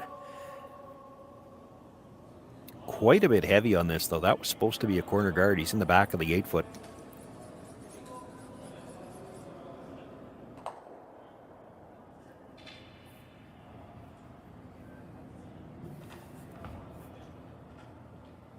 Gives Matt Tolley a chance to come around his center guard with his second stone.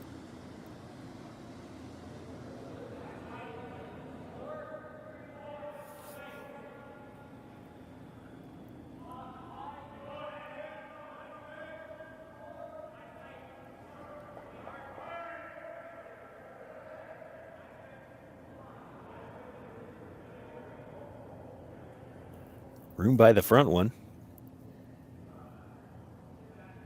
Comes into the top 4-foot, but there's a good look at it.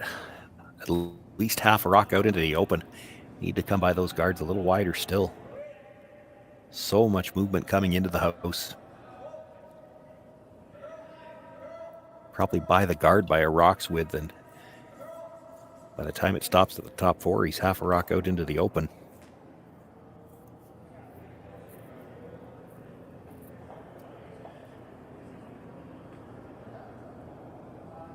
Magnus Suter will look to come down from the other turn now and see if he can get to the face of shot rock. And same problem here. He's got to be careful to get by that guard, move it off the center line. That would be a no-tick zone violation. Brusher's really going to have to work to get this by. He's not getting by. Now, how far will he move it? It does move off the center line. So the rule is that stone is put back. The shooter is removed from play. It's the same as a free guard zone violation. Cannot move a stone off the center line in the free guard zone in the first 5 rocks of an end.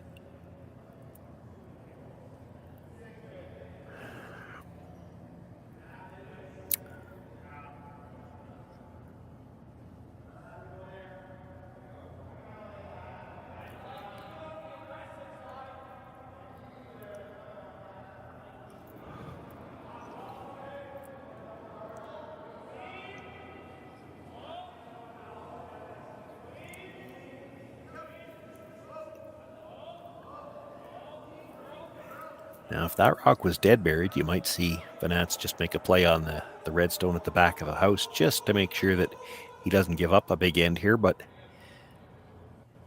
hard to do that when they can still see half of that yellow. They can come after it with more weight the next time too, so they're going to try to follow it down. Eric Colwell, out-turn draw again. He could sit right on the face of the yellow stone, maybe a little to the inside corner so that it's more buried. Sit 2, even if he's just full 12, it would act like a second guard.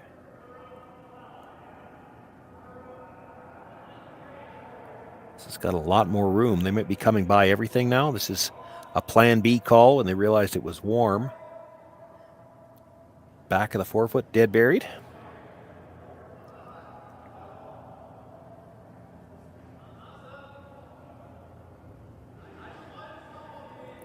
That was the 5th rock of the end, so if they crash the guard this time, no penalty. Would like to get by the front one though, make a play on that stone at the top of the 4-foot.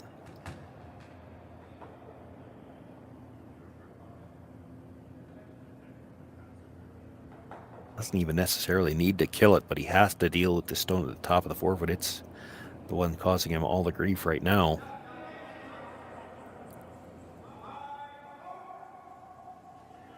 Jean-Lucia Hag.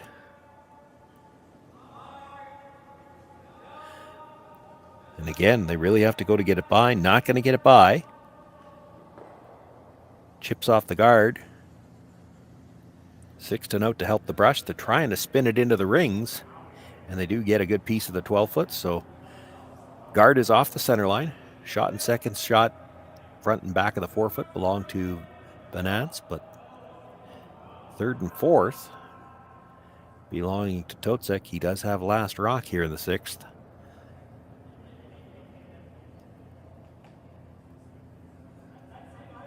And now Colwell being asked to throw the guard. And these are tough.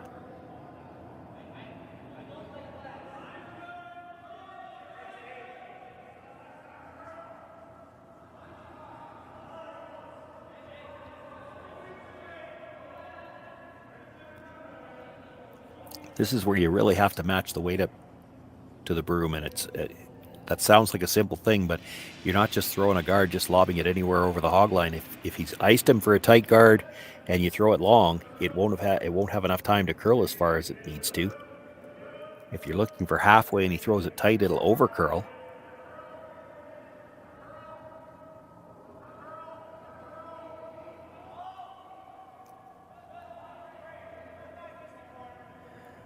Was looking for it to stop there, and that's the problem. You throw it a little tighter than what you're looking for, and it does over curl.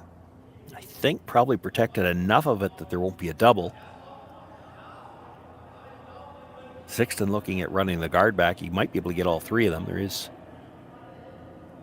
maybe a little risk of one of them coming onto the red at the back, but if you clear the center line, you take that for now.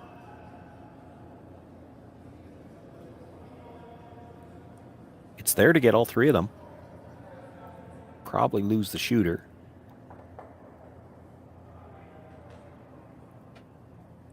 Be awful greedy to try to roll the shooter over for a corner guard and get all three of them, but it might be there.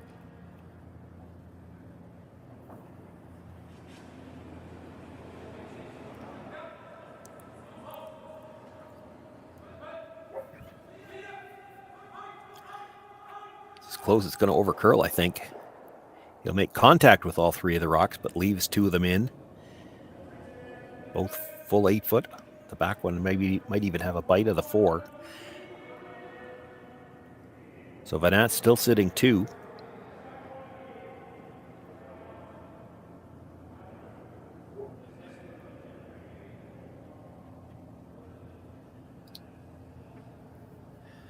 Nothing on the center line now, so not looking as good for a steal. They perhaps are a little bit worried about leaving too many reds around. Thinking about hitting 4th shot, trying to roll into the 8-foot.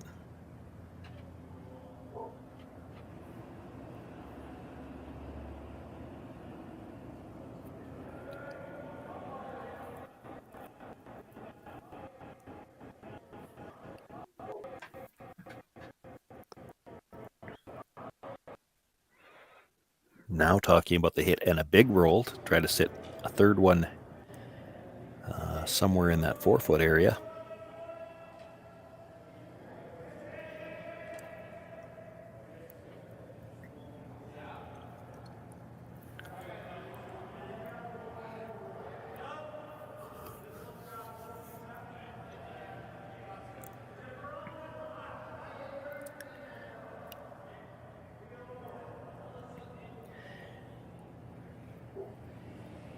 Could just play the straight back double too. The danger in playing this hit and roll in, you kind of have to make sure you roll in to be at least third. If you roll to the top of the 4-foot on the center line, you actually might leave a triple.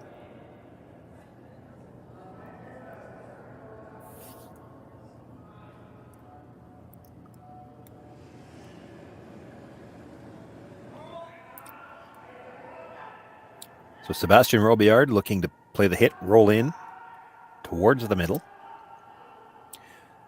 Well, this might be plan B now. Just touches it. Comes across, kicks his own. Slides across, moves the red as well. When the dust clears, it's still Venance sitting 2. And still both of those two partly behind cover. And two red biters hanging around the 12-foot.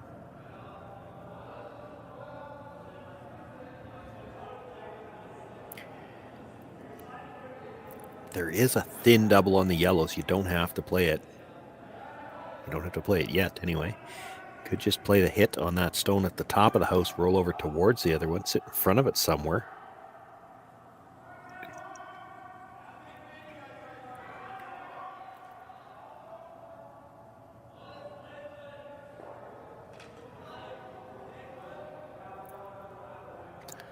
Looks like that's the call. And if you're a little thin on the first one, you actually could make the double here. I don't think that's the call, though. Just the hit and roll. So hitting the stone on the right hand of the side as we look at Totzek. Trying to roll across towards the one at the back of the 8-foot. We're on the brush right away. Looks like he's by the guard. Now they'll sweep for some curl. Very thin on the first one, too thin. Will get the Yellowstone out of play, but just misses the back one. Boy, that wouldn't have needed to hit it much thicker, and he gets the double.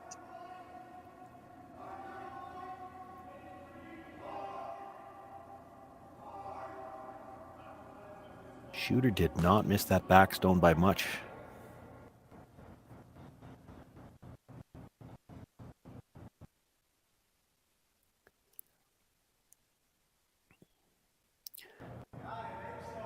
So Venance again looking at making a hit on the red, the top of the 12-foot. Roll the shooter in. If you wanted to throw this with some weight, there's a chance you could make the double and roll in. Looks like with where they're putting the broom, that might be the way they're going about it. Needs to hit it just off the center, on the center line side, with some weight. Clip the red at the back on the way by.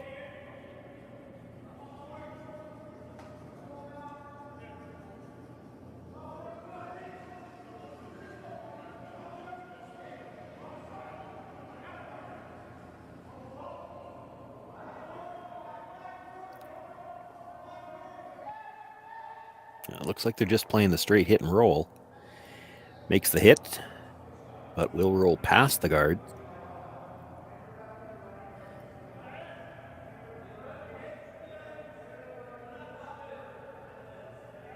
The double is probably there, and you could maybe try to roll behind the yellow on the other side. And there's probably just enough room there. You could come by the red guard, make the hit on the Yellowstone that just rolled over, and roll in behind the red. Don't think you'd be shot rock. Now, maybe. Guess it depends how far you roll. If you're just in behind the red guard, you're probably shot rock.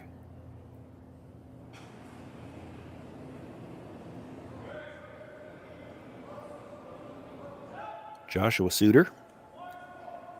Quiet weight hit.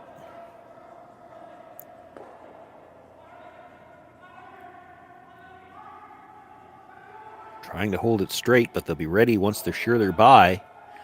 There you see them make the switch. Try to get enough curl at the end to get inside. Stays right there. Maybe got ever so slightly to the inside. Doesn't look like there's as much air between the red guard and the stone in the rings now as there was a second ago.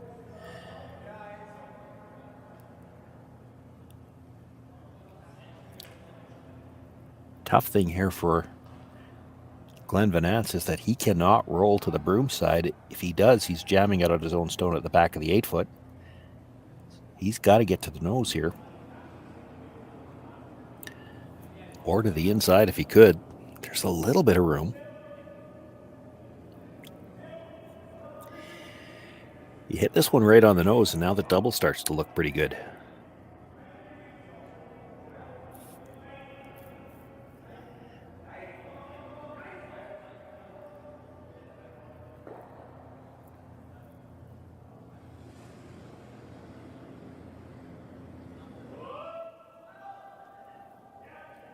Skip stones here in the 6th then. First one for Glenn Venance. We're all tied up. Making the play on shot stone. just gets by the front one, drives it by, and not able to get a roll underneath, but now just where he made contact with that, the edge of his stone probably under the guard.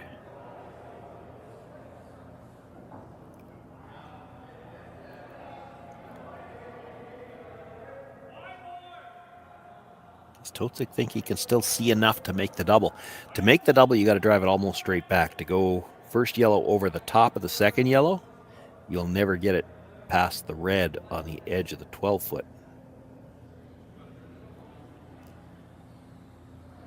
So he's got to hit really everything he can see here. Drive the yellow back to the inside corner of that yellow that's behind the guard. Split the two yellows out. Shooter will roll just a hair towards the center line. He might be able to sit two off this.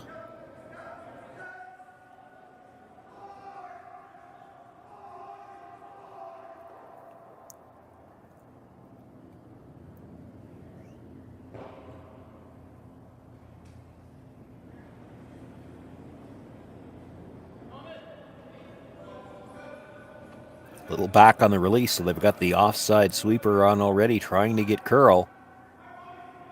Really needs a lot of curl here. He's in danger of driving this onto his own stone.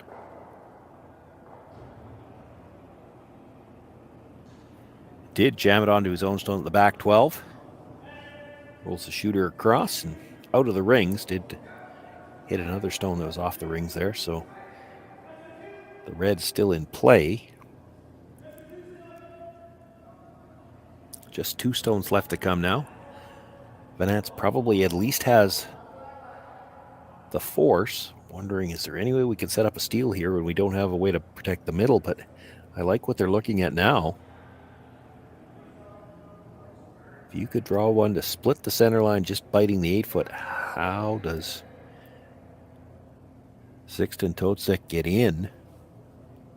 I don't think you want to be off center. They're talking now about off center, try to protect the path to the back one. The problem is you leave a big port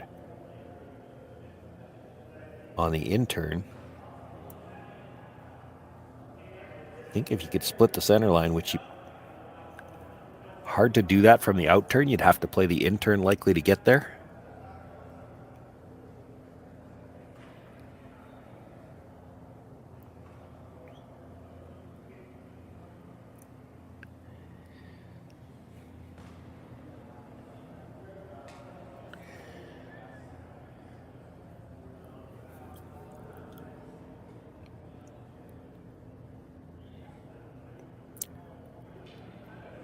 So not looking to bury this, I don't think. Just fully out in the open.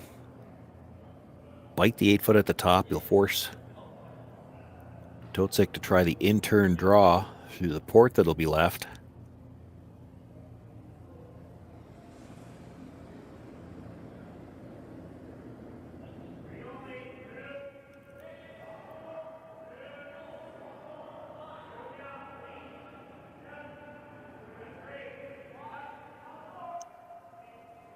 Pressures with a hand up indicating this might be a little strong. He doesn't want to slide in far enough that a nose hit would get shot rock. This needs to stop. Now they realize it's not going to stop, so let's try to bury it. Comes to rest just about fully 4-foot.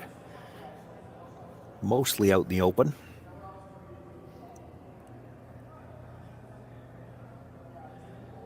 Totzek going to look to play enough weight to move it.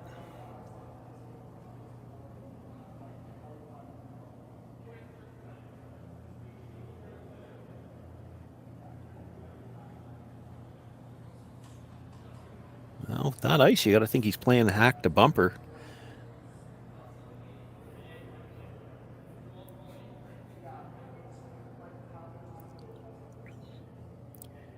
And again, hate to repeat myself too much, but this is one where he's really got to match the weight to the broom. A lot of surfaces you can get away with just being close on a finesse weight, but if he's iced this for hack weight and throws bumper, it'll run very straight. He could roll out. He's iced it for hack weight and he only throws back line. He could rub the front one. You'll see one of the brushes or the other make a quick indication as to the weight when he lets go. And it's all up to the line caller. Final stone, 6th end, tie game. Sixten Totzek playing a little tap back against 3. And they're looking for curl.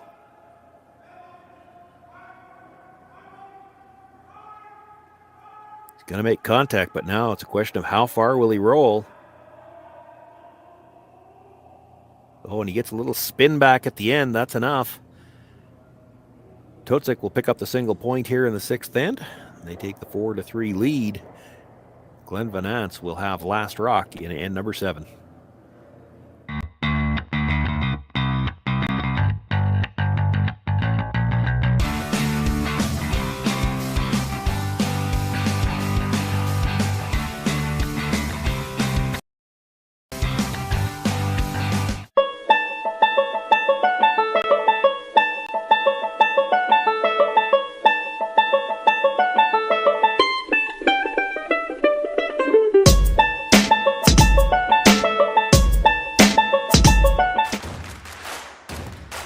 Imagine being able to stream every curling game from every sheet from any event, be it your Wednesday league game, bonspiel, or corporate event. Curling Stadium offers an all-inclusive streaming solution featuring high-quality cameras, ease of use, great reliability, and minimal installation. Offering your sponsors customizable ad space on your streamed curling games and being able to sell video packages to your corporate events for increased revenue. With Curling Stadium, you can stream to any device, be it your mobile phone, tablet, or computer. Push the feed to your desired platform, be it Facebook, YouTube, or any other social media. Curling Stadium is simply the way forward. Where it's commonplace in other sports to televise every game, we want to do the same. Curling is a global sport, and it's time it gets the coverage it needs. Make your curling club the next Curling Stadium.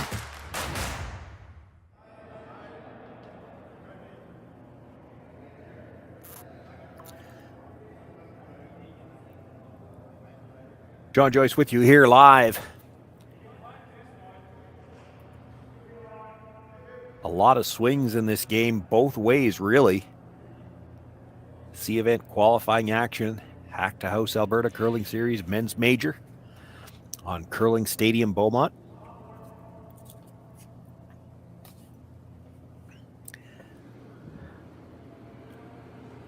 A lot of momentum swings, but still close on the scoreboard.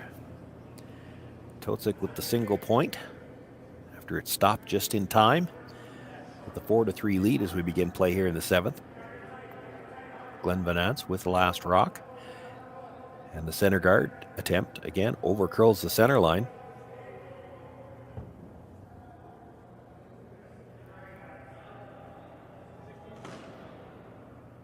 Matt Tolley looking to come around is short of the rings. It is biting the center line.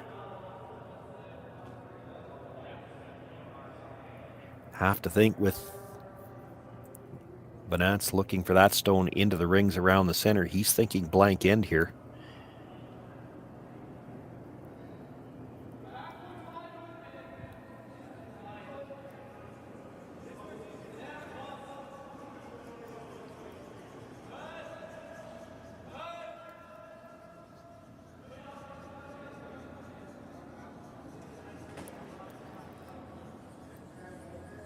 Sixten Totzek looking for the come around to the top of the forefoot. Sweeping for some curl. He'll get it to curl enough to bury, but by sweeping it that hard does bring it to the back four just behind the button.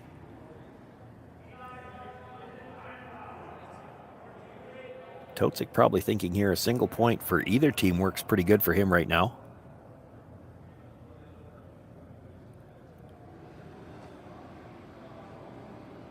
Matt Tolley will look to follow that stone down.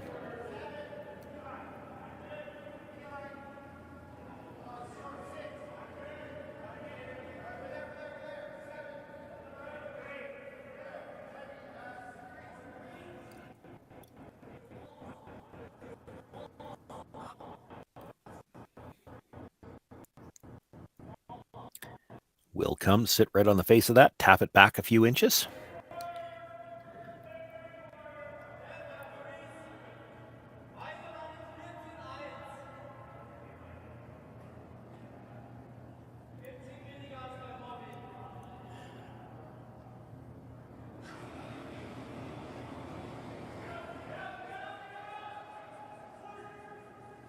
Jean-Lucia Hag now looking to follow that stone down.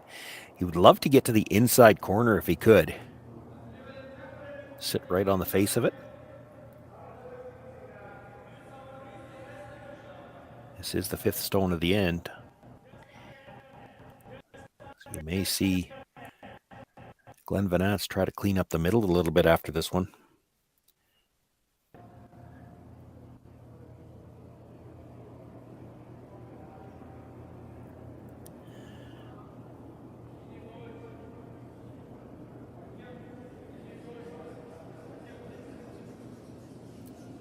Just cleaning early, but looks like they're going a little bit for weight now. He's still got a lot of room.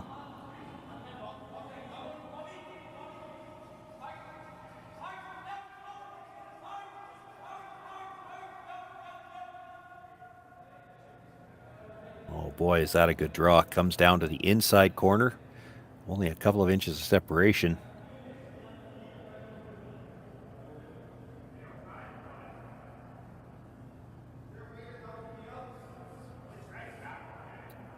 Robillard and Tolley coming down to take a look at the angles, the situation as it sits in the house.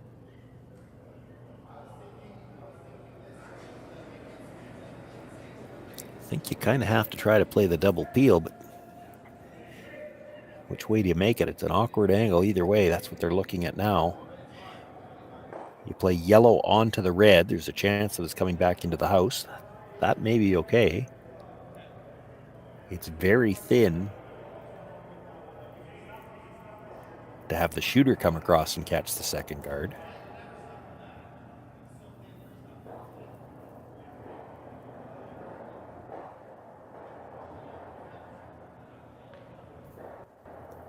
I don't think there's a port. I mean, if you're trying to play the thin double and you miss the yellow altogether, you're still going to pick the red guard.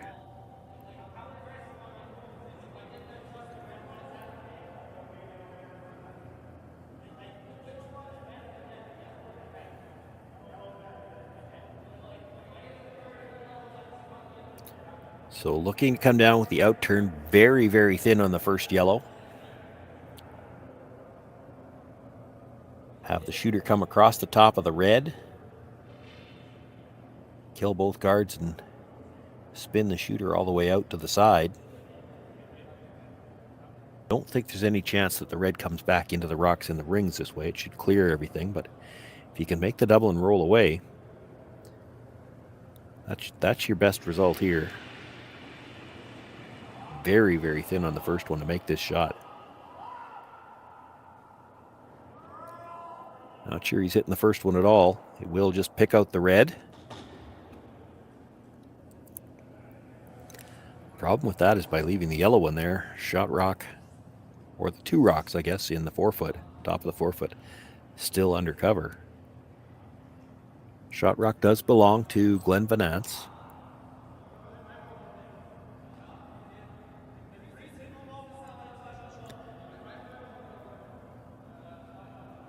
Not a lot of room in there right now to try to score his two. Totzek is going to play call a timeout here.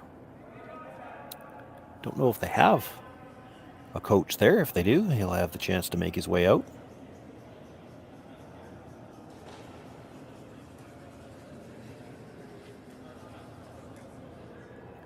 Guess you'd have to assume they have a coach. Otherwise, there's not really much point in calling a timeout. There's no clocks. So.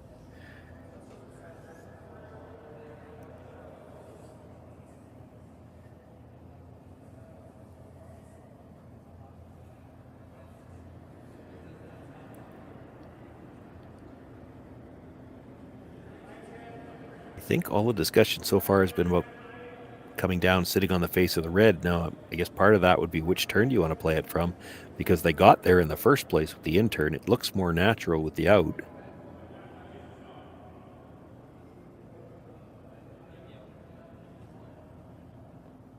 Coach is there now.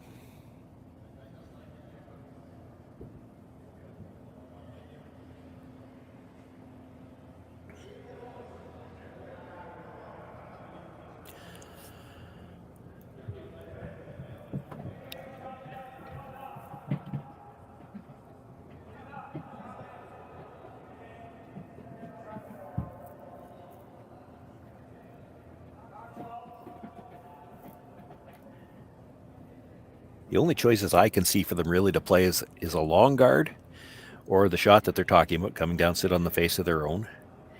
I don't think there's ever been any discussion of anything other than coming down to sit on the face of their own. So I think part of the issue for them is they're trying just to decide which turn to play. They got there in the first place with the in turn, so you know it'll go. It looks a little more natural to go with the out turn, but the way this ice curls, you can get there from either side, and this is how they got there in the first place.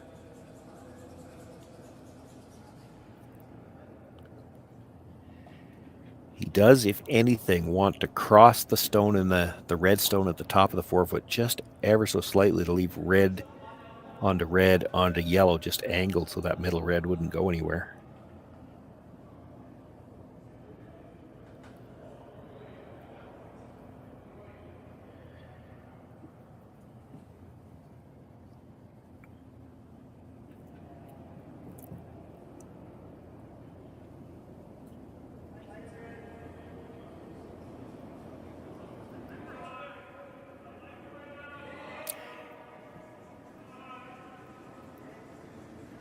During the timeout, you saw the Venance team all at the backboards too. And they've probably decided already, if he makes this draw, how do they want to approach it. This is a long ways out there, though. Well, he's going to stay on the broom side of the red. You'd hate to leave a double.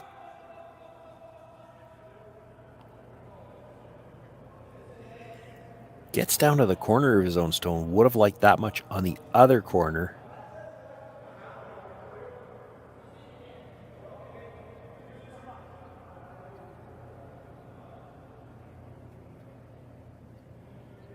Could straight peel the guard, or it looks like with that broom they're going to try to run it back and move something in the rings.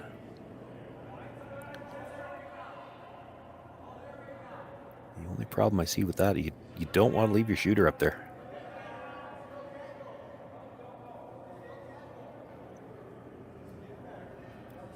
Looks like they're throwing the in-turn. If you get just to the open side of the sheet, across the face a slight bit, you can drive this yellow over the top of the red that was just thrown. Move a few rocks, you're going to lose yours off the corner of the button, but it's probably not that safe now. Boy, you sure don't want to hit it on the other side.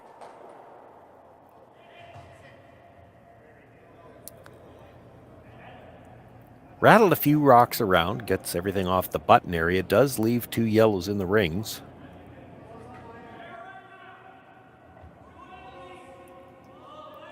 But also leaves Totzek for shot.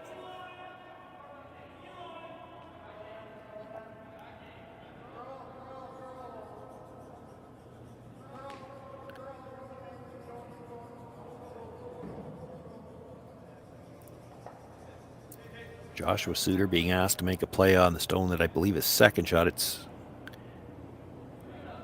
probably close for second, whether it's this one. I think it's this one, the second shot, and then roll across. It's tough not to leave a double on the reds off this, though. Now, if you hit the yellow on the nose, touch the other red, where does it go? Kind of rolled them both together. That's a good result. Gets them both into that button area. And the double would be tough now. Play the run back again.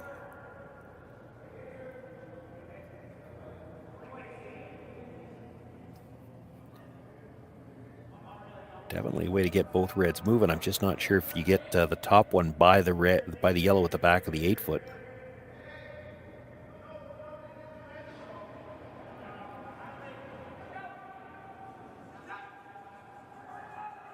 Looks like he's making a direct play onto the shot stone here. Won't be having a lot of weight on this one.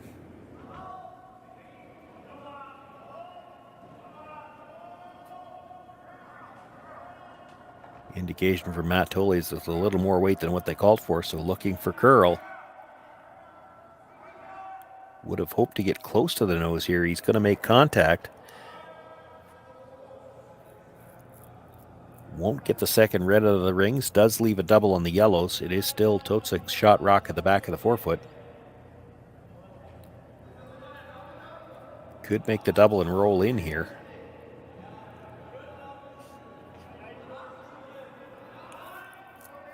starts to look real tough for Venance to get a blank. He's going to have to try to score his 2, I would think, if you make this double and roll.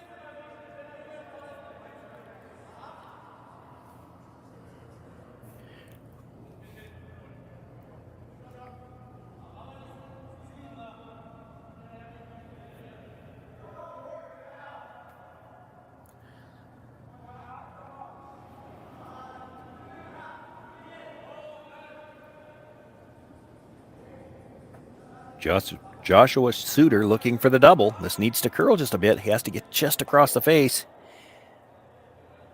Enough weight with hitting it on the nose. He will squirt it out the side. Totzek sits 3.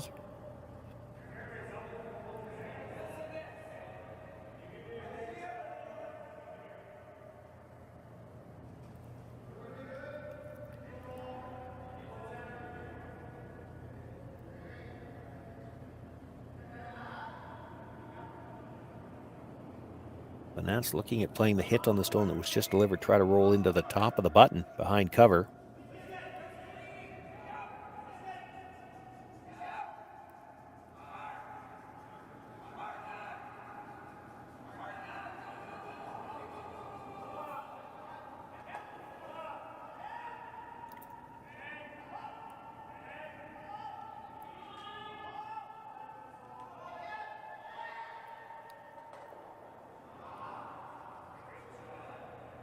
Line's close, gets the hit, rolls across, but actually just to the back half of the button.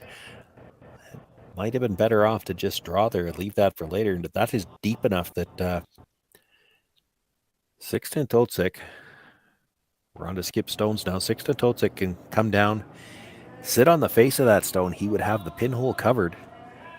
We're getting late enough in the end. It'll be hard for Glenn Venance to score.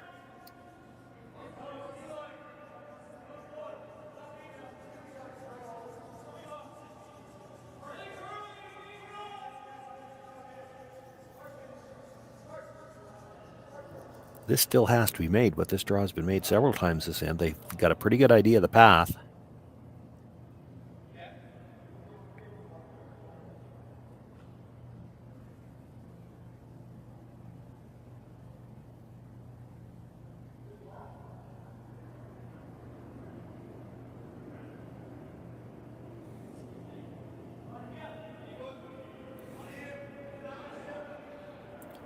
Rushers were cleaning it early. That's usually a good sign. They like the weight. Just waiting for the line. You know it's going to move at the end.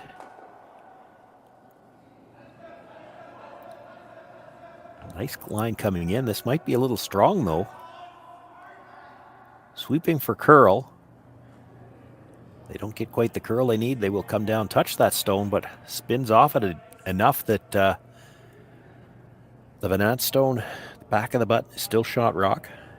One just thrown by Totzek is second. Glenn will need to come down, sit on the inside corner of that.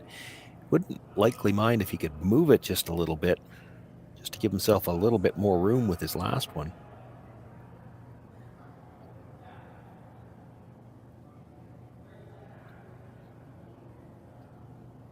With that ice, he's looking to move it a lot. Has to get to the inside here. Anything on the outside, you'll just dead jam it. You probably leave a double on the yellows.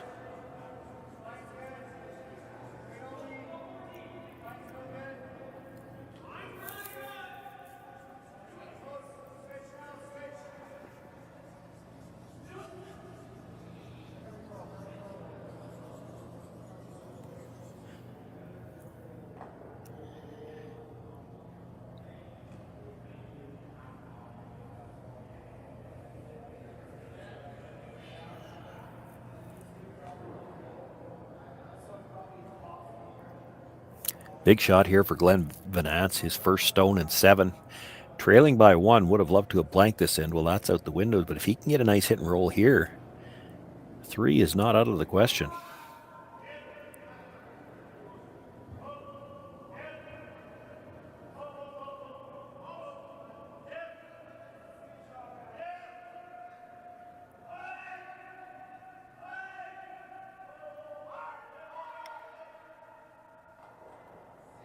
Makes the tap. Oh, if anything, maybe rolled just a hair too far.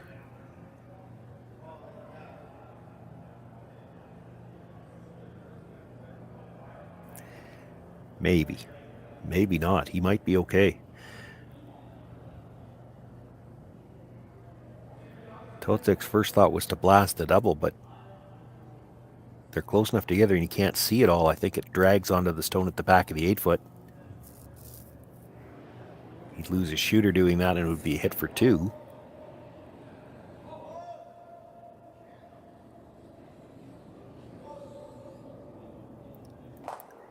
It does look like if he hits this half a rock, the top yellow goes across the face, misses the red at the edge of the 4-foot, goes across the face and out. It'll be a question of what happens to the back one. You're not going to hold the shooter off this, and if it jams at the back, could still be a shot for 2. 2 is better than 3. Not sure what else you can do here. Quieter, I guess, and try to get close to the nose, just tap it straight back. Still going to be a shot for 2. If he can blast it out off the back one, he's forced him to try to take a single.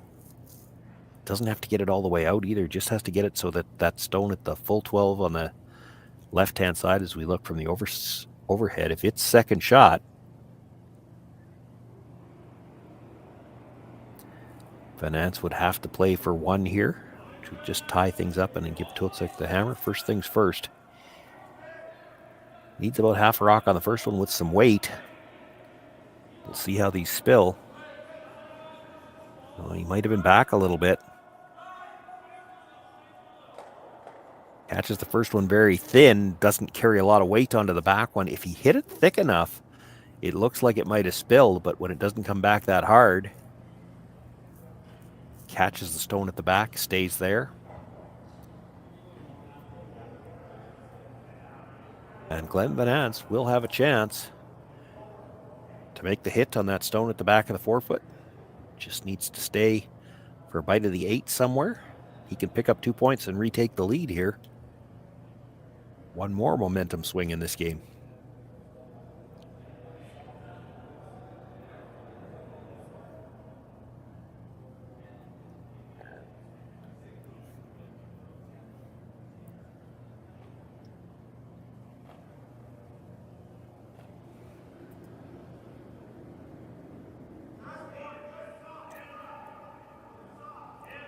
Final stone, Glenn Venance, they're on the sweep right away. Brushers indicating this is quiet. Looking for the nose hit. Now they're just cleaning. That's a good sign. Glenn with the hit. Does jam it on the back stone, but that moves it far enough.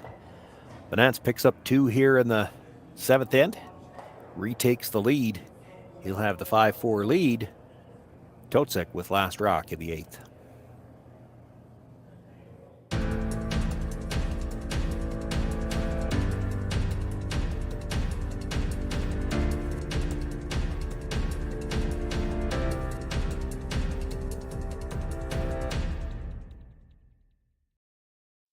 I don't remember a time when curling wasn't a part of my life. When I wasn't putting in the sweat and hard work to be the best that I can be. Clocking in the time, the effort to practice day in, day out. Curling is more than just a game. It's a family, a community. And when it's time to play, I know I'll be ready. Hardline, supporting hundreds of our next generation athletes. Calling all curlers, novice to pro.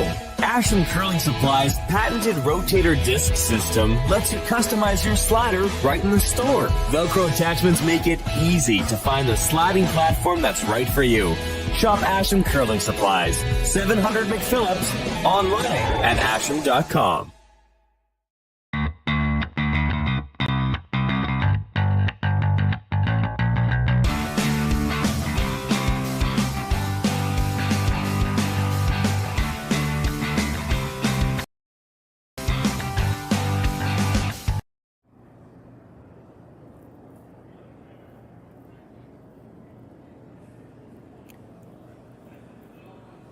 Shawn, Joyce with you here live. Eighth end of the Hack2House Alberta Curling Series Men's Major on Curling Stadium Beaumont. All of these games here from the Beaumont event available on the Curling Stadium Curling Zone YouTube channel, as well as the Alberta Curling Series YouTube channel. Corner guard looks like it stopped just in time. If that's in the rings, they could have made a play on it.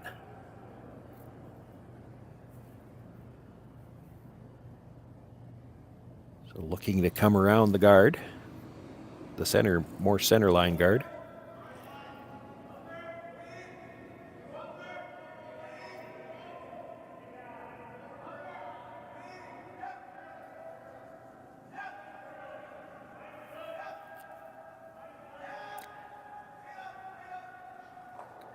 Been an entertaining game to watch. A lot of swings back and forth, and no guarantee the way this game has gone so far that this will be the final end.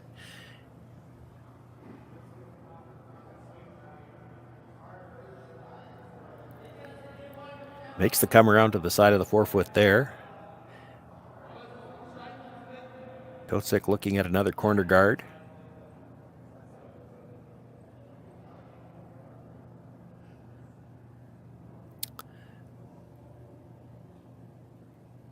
Looked like perhaps there was a question about trying to split off the center. I think if you're going to try to score your two here, you want to get a longer corner up.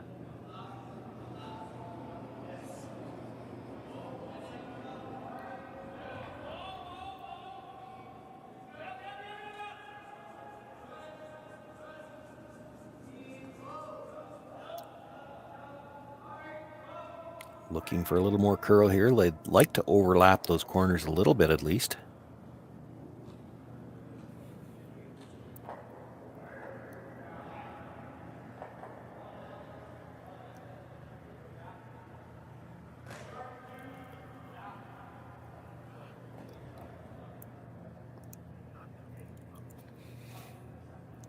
You saw the indication. Glenn Venance looking for the guard just over the hog line. Try to protect the guard closer to the rings. Then you might see some peels start happening, and really both teams might be looking to clean some things up.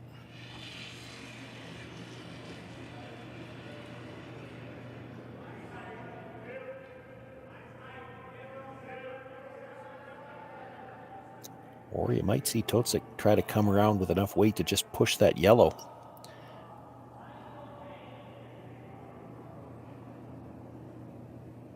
Well, if you get these guards too close together, you'll try to clean them up. Well, completely overcurled. You could make a play on the tight guard. That's what they're looking at. Might be able to roll into the rings off of it.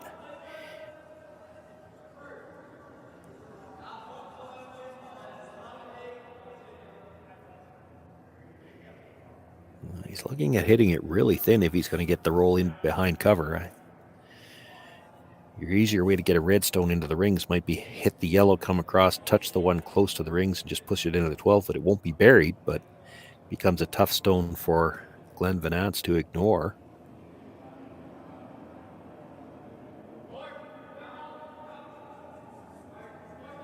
Not a lot of weight here.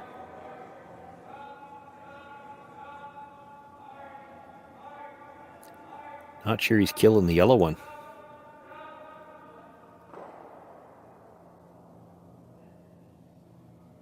Just enough to get it through the back of the rings. It'll still be in play. And the shooter stays on the center line. There's probably a port there to get to shot rock.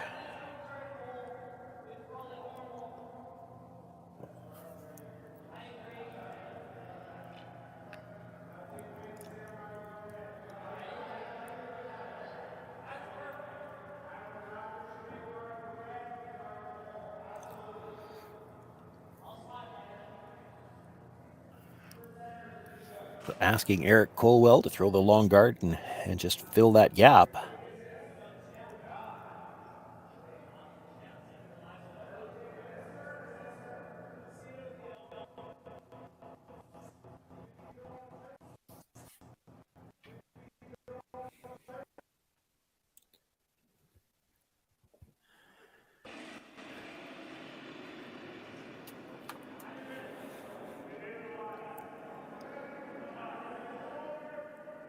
tough guard to throw. You saw them on the last one. They were looking for the high guard. He was a little bit deep and it over curled.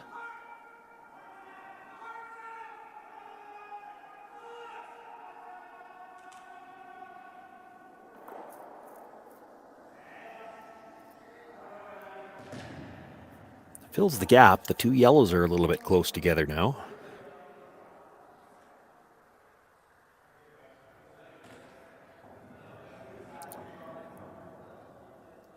Totzek has to be a little bit careful here. He can't be so worried about trying to get two that he doesn't have a chance to score. He's got to clean up those guards a little bit one way or the other. There is a chance, actually, if you played the double on the yellows, the top yellow when it comes across might push that tight red into the rings. You don't have to throw it. You don't have to whip it down there.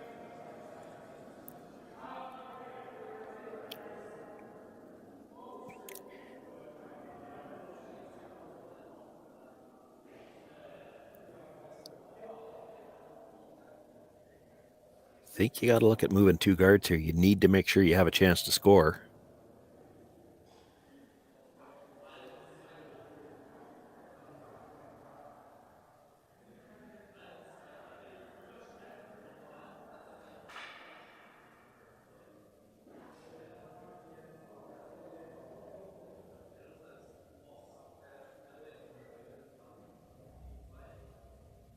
He might be looking at making a play directly onto the red guard. I think you could see enough of it to play red guard onto the yellow in the rings.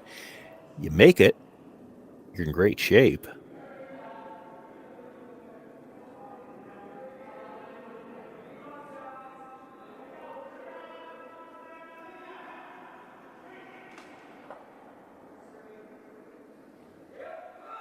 Well, he's thinking triple peel by that indication, and I don't think you want to throw that kind of weight at this.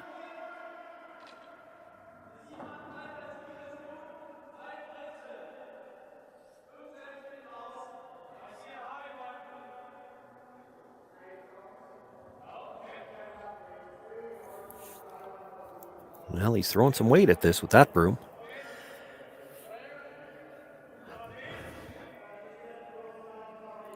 Two-thirds on the first one should be close. Could probably get half. You miss the red stone on the center line, and then it might touch that stone that's just outside the 12-foot and push it into the rings.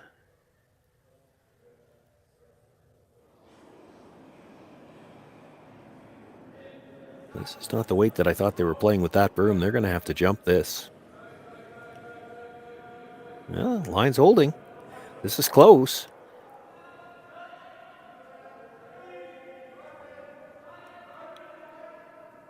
Oh, that was so close to tapping that stone in and actually spun back at the end, but did kill both yellow guards. Shot stone fully exposed right now, still in the 4-foot. That tight red center guard. It's a rock that Totzek could use at any time.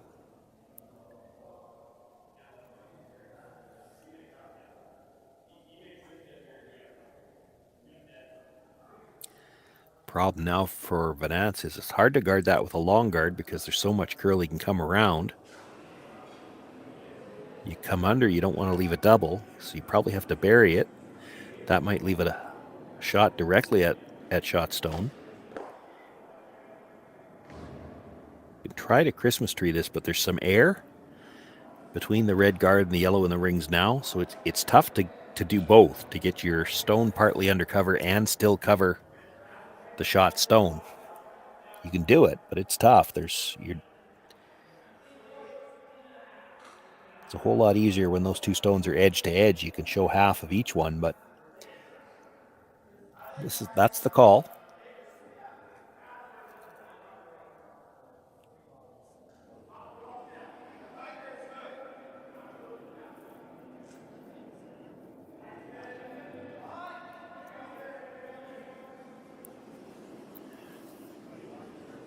We're down to third stones here. The 8th end of play. Sebastian Robillard with his first, looking to come in. We're on the brush right away. Both brushers on now, trying to bring it for weight as much as for line. It's actually got really nice line coming in. You have to be careful not to over curl this.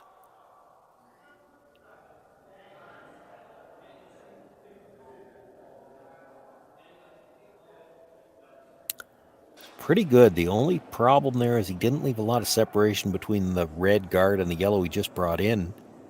It's a fairly short run back. If Totzek wanted to play it, it's red onto yellow, and you'd be awfully close to getting the yellow in the forefoot as well, just because of the way they're lined up. That's what he's looking at.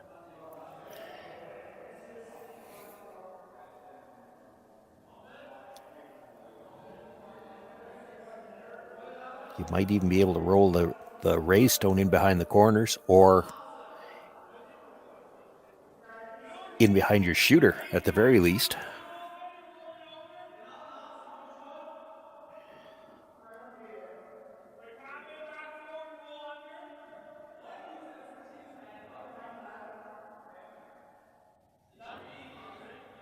Boy, even if he doesn't get the stone in the forefoot, if he just runs the red onto the yellow and has that red roll in behind the corner where it's a biter, where it's the potential second point, the potential winning point.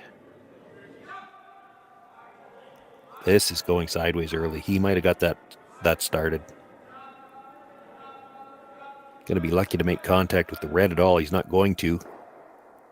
Fortunate to pick that one out now. Will the shooter hang around? Oh, the big spin back, and it does bite the 12-foot. Well, it creates that same dilemma I was just talking about. Hanging around for a biter is the potential winning point.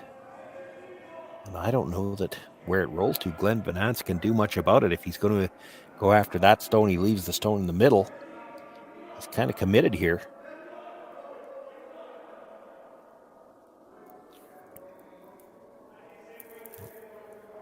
This becomes a hard steal situation now. You got to go for it. Your shot stone's not buried, and you're coming around the opposition's guard. You're only one run back away from being in all kinds of trouble, and you really don't have a choice here.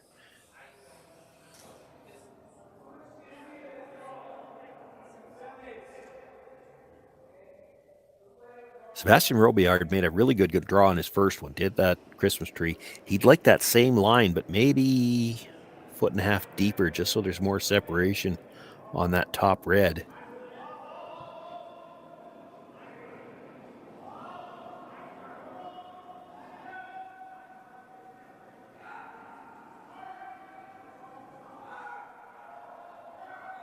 Once again, he's got nice line coming in. Looks like a little deeper this time. That's a better shot. The first one was okay. That one's much better.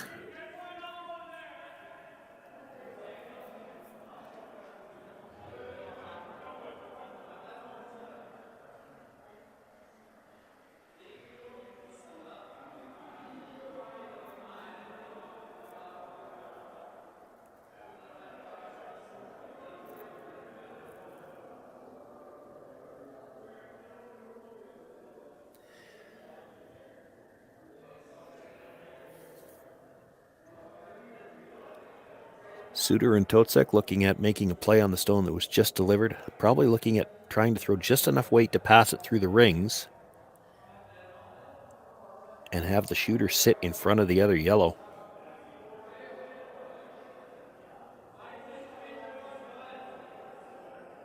And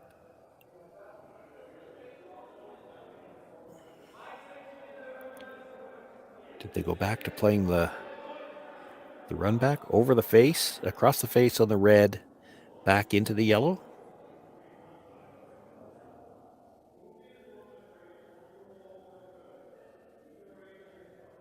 I think with the broom, that must be what they're playing.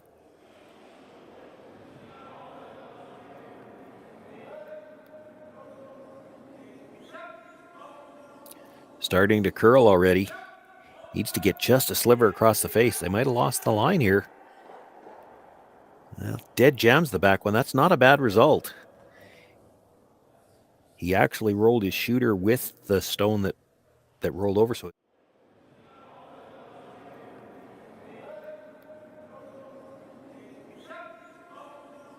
Starting to curl already. Needs to get just a sliver across the face. They might have lost the line here. Well, dead jams the back one. That's not a bad result.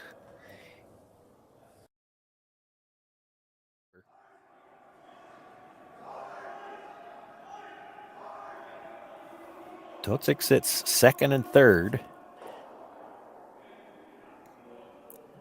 For Glenn Venance to make a play on second shot stone, he's going to have to roll over towards his shot rock too and could leave a double.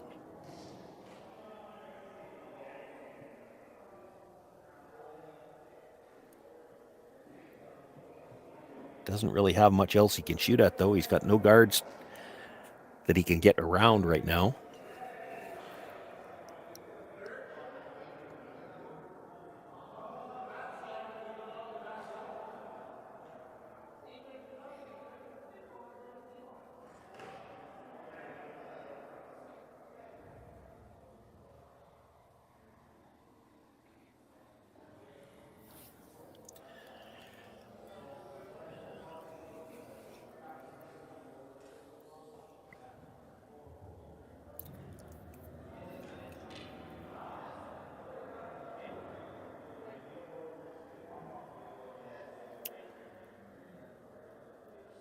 Don't think he can see enough of that to not roll broomside somewhere. If he leaves a double on the yellows, what he's got to hope is that Totzek leaves him a double back.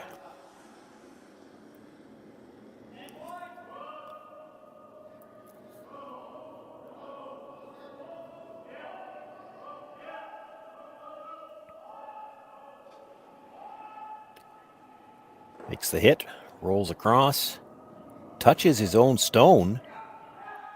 Oh, and that's...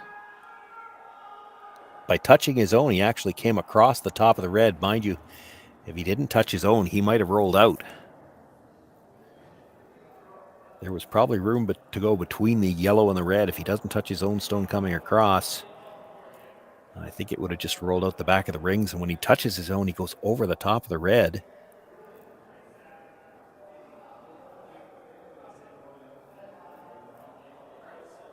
Totzek looking at the hit and roll on the yellow. Hit and roll in behind the guards. The problem with that, you're probably behind the tee line if you're buried.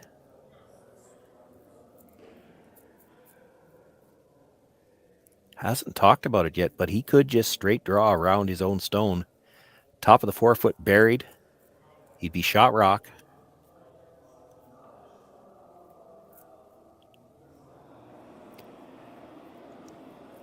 They're talking about can they hit, stay right there and not leave the double. That's what you saw Joshua looking. Would it be high enough to leave the flat double? And it probably would.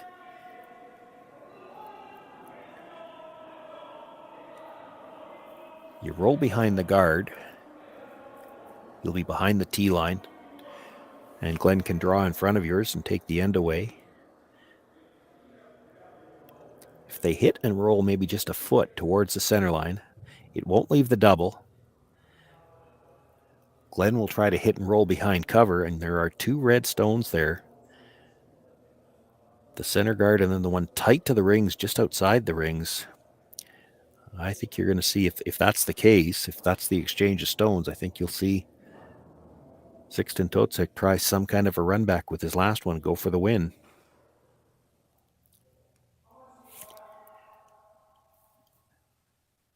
Depends entirely on the exchange of the next 2 stones.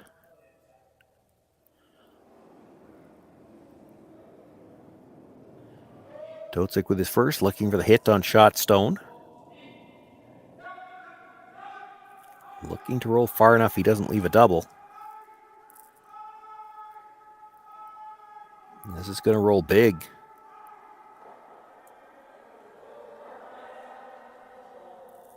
Rolls to the back of the 4-foot. It is mostly open.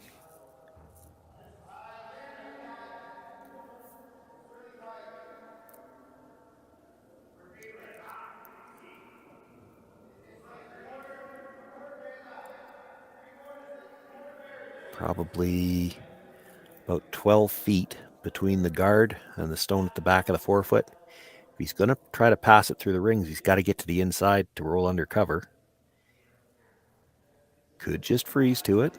That's a thought. It's a tough shot.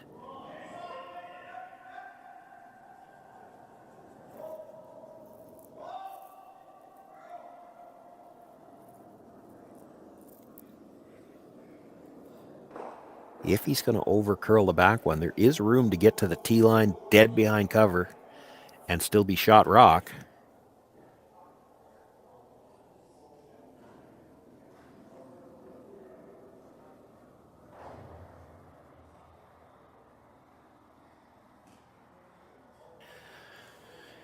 So looking to freeze the backstone.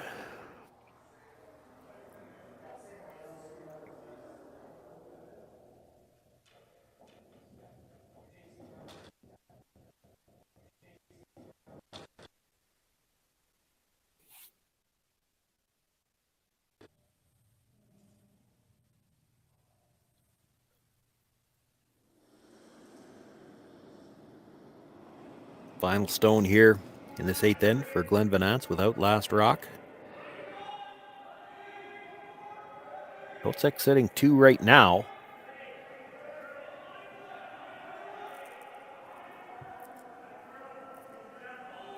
Needs to sit right on the face of the back stone. Sweeping for curl, it looks like a lot of weight as well. Sits on the corner, but he left him the nose hit on that yellow stone. Even if he loses the red, keep his shooter. And he's got that biter on the outside edge. He can see all of it in a little bit of daylight.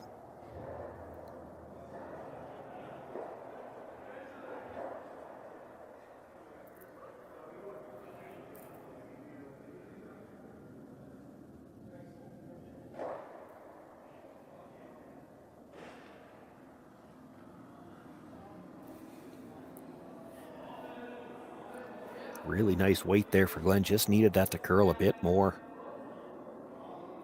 Sixten Totzek has room to get this out. He'll lose his own stone, the one right behind it, but he only needs 2 to win here.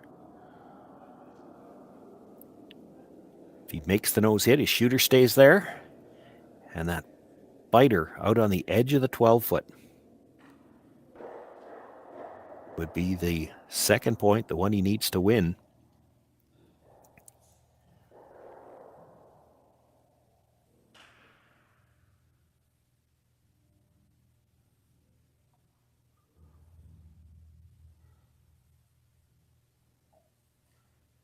Final stone for Sixten Totzek.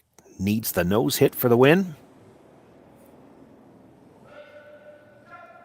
Might have got that going a little bit. They've got to jump the brush. His line looks great. Got to hold it. He can get across the nose a little bit and he's fine.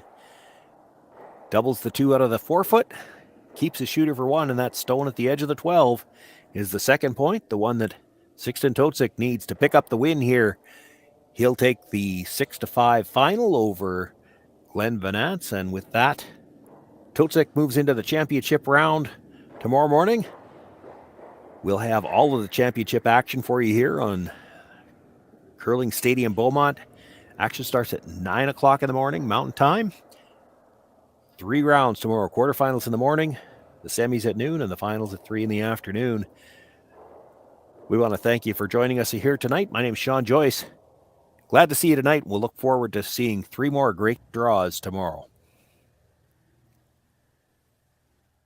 I don't remember a time when curling wasn't a part of my life. When I wasn't putting in the sweat and hard work to be the best that I can be. Clocking in the time, the effort to practice day in, day out. Curling is more than just a game. It's a family, a community. And when it's time to play, I know I'll be ready. Hardline, supporting hundreds of our next generation athletes.